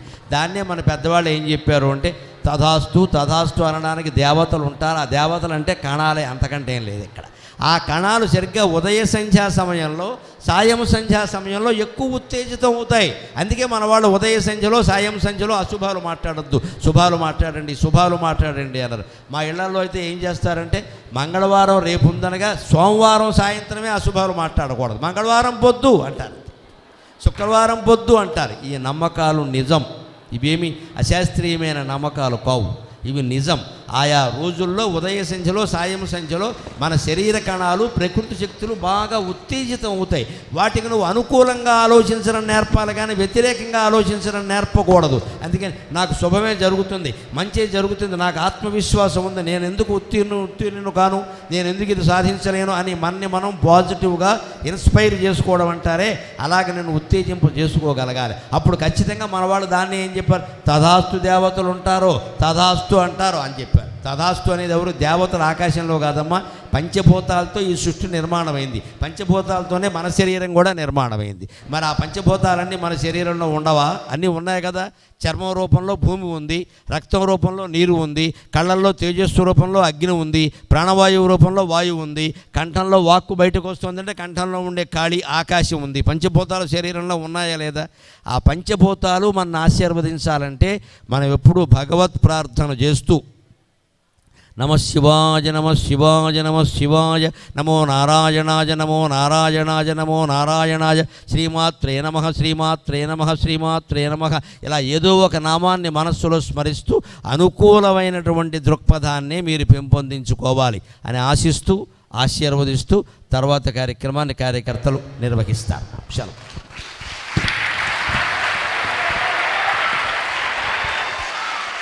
కృష్ణప్రకాష్ గారు, వర్మ గారు, ప్రసాద్ గారు, మాచారెడ్డి గారు, స్వరూప్ రాజు గారు